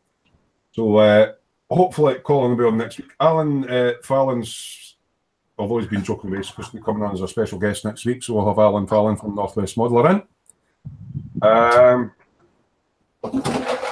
Yeah, Alan's going, oh great, a short show tonight. It'll be a late one with me next week. Yeah, yeah, I might even have a drink that night, Alan. So yeah. Yes, we can imagine it'll be a bit of a giggle. So yeah, I think we'll wrap it up for tonight because it is kind of a quiet night. And we'll catch all of you guys next week, Saturday at the same time. Hopefully Colin will be feeling better and be able to join us. I think he'll make a special effort if Alan's on, actually. Yeah. So, Kenneth's going, what's Dave doing? What is Dave? I'm trying to fight the carpet monster. I've dropped a bloody part. What's all about on the carpet looking for his monster or something? Yeah, I'll tell you what, Kenneth's very observant, you know, isn't he? He doesn't know things, Kenneth, no. Get I your mean, one week it was the screws. For a shiny thing. Sorry, Lynn? If you get a flashlight, i.e. a torch, and you shine it in front of, you shine it on the floor, your eye will go to the light, and that way you're not trying to look at the whole floor all at once. Correct. It'll shine sometimes. I've heard that bit before. I'm not going towards the light. I'm not going towards the light. Kenneth thought you were stargazing for a moment there. No. Dave's doing the model maker's yoga. Yeah, he's doing his yoga workout. Okay. You found it yet, Dave? No, it's only important. It's on the entire fucking instrument panel from the front of the bloody cockpit. Oh, it's not a small thing then. Oh no. It's not tiny. How the hell can I know? Oh, that colour. So look in the turn up of your trousers. It's probably I haven't got my trousers on. I can mind Dave saying one night that he'd lost a part and he was cuddling into Pip and he found it. Is that like Pip's dressing gown pocket or something? Like, how the hell did they get there? I do that the whole time at work. You found it, Dave? I got it.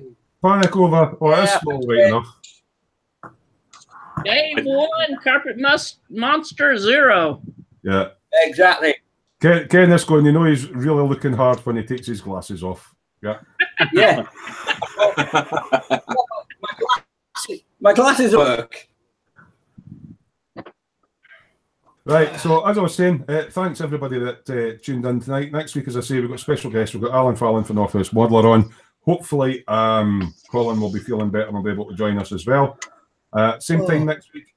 Just remember, I tend to put the link up on Smoo's Workshop channel round about a Wednesday or a Thursday. And it sits at the top with a little bell icon on it. So if you want to it's got a wee bell and it says next to it set reminder. Remember to click that. Check either on a Wednesday or a Thursday. For you guys that are in European time at a couple of hours ahead in that, you'll maybe not miss it. Yes, Alan, we will pray for you next week. Yeah. We might call it the roasting of Alan Fallon. I don't know. We haven't decided yet. We'll call it the Rupert Show. Rupert, Jace Idaho's going, thanks everyone, have a good night. Frankie goes to Hobbywood, goes excellent next week. I will watch it home. Mark Skill Models is Night Alton, cheers. Yeah, thanks as usual for joining in, guys. It's just a few of us goofing off at the bench. Hopefully Colin's feeling better next week because he's been a bit sore because of all his bones and stuff's knitting together. He can get in quite a lot of pain, and sitting at a stool in front of a camera for 3 hours can be a bit difficult for him sometimes. So hopefully he's better for next week. So it's a very good night for me. And it's a very good night for us. Have fun next weekend. I have to work. Oh. Who's got the button this week? Wait, where's the I don't know. I don't know. I don't have it. I haven't got it.